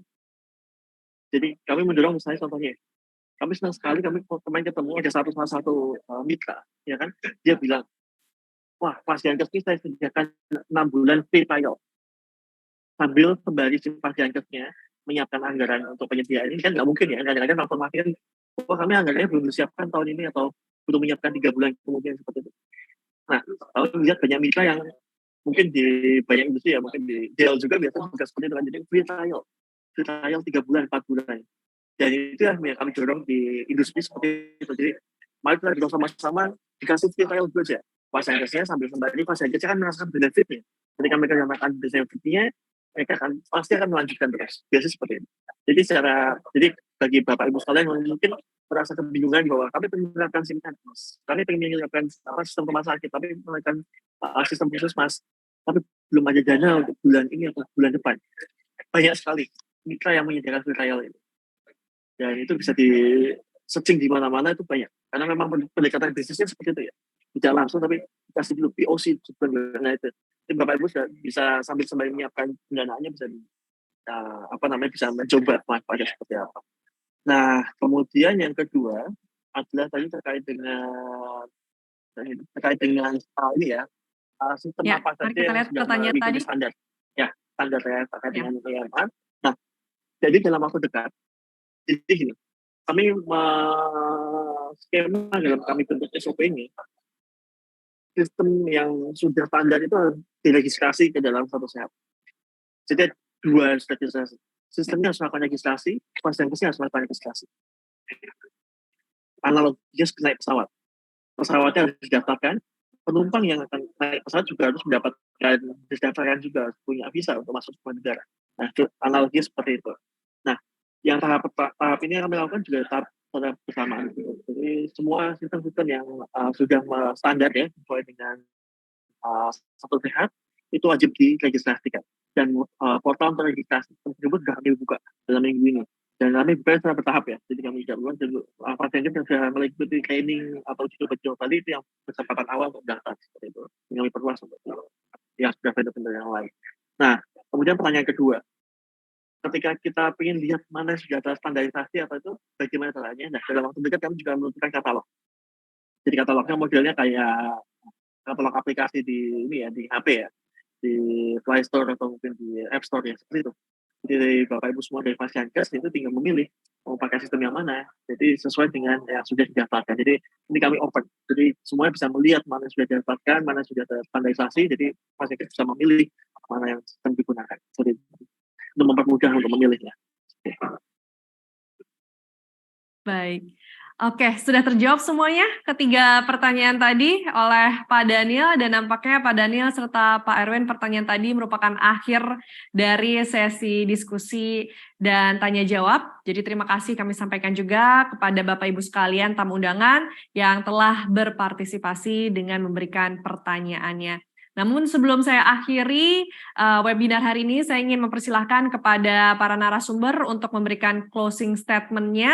Singkat saja, silahkan Pak Erwin untuk memberikan closing statement-nya. Ya, terima kasih Bu. Balik lagi, kami sangat menyambut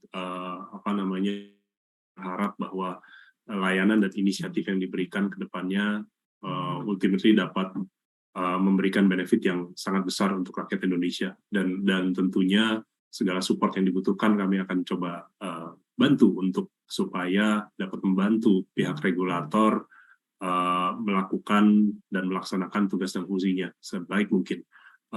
Dari sisi kami mungkin tadi saya sempat mention terkait dengan data karena tentunya dengan digitalisasi data kita tidak lagi dapat melakukan treatment yang sama seperti waktu datanya masih format analog. Oleh karena itu mungkin perlu dikonsider bahwa ketersediaan layanan, kerahasiaan data, bagaimana data disimpan dan diproses, bagaimana data dapat ditukar ke siapa saja dan segala macam, itu mungkin perlu diamankan, diperhatikan lebih lanjut, dan tentunya ke depan penyimpanan data juga menjadi satu hal yang penting.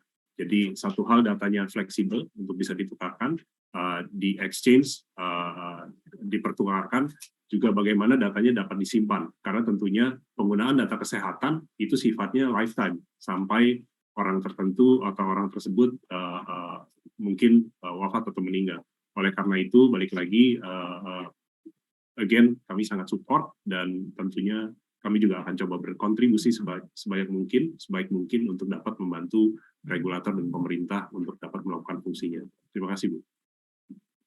Baik, terima kasih Pak Erwin. Untuk Pak Daniel, silakan untuk menyampaikan closing statement-nya.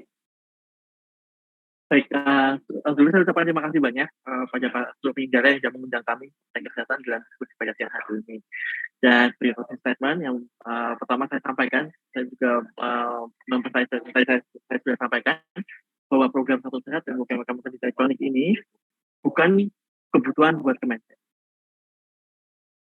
Seperti itu, tapi merupakan kebutuhan bagi pasien untuk melakukan transformasi pelayanan kesehatan lebih baik. Jadi kita harus memiliki mindset bersama-sama bahwa program ini itu bukan yang merasakan manfaat untuk kami bukan. Kami memang merasakan manfaatnya, tapi utamanya manfaat itu harus dirasakan oleh pelayanan kesehatan. Jadi pelayanan kesehatan mampu memahami bahwa dengan transformasi digital bidang kesehatan melalui medis elektronik, mereka akan memiliki pelayanan lebih baik.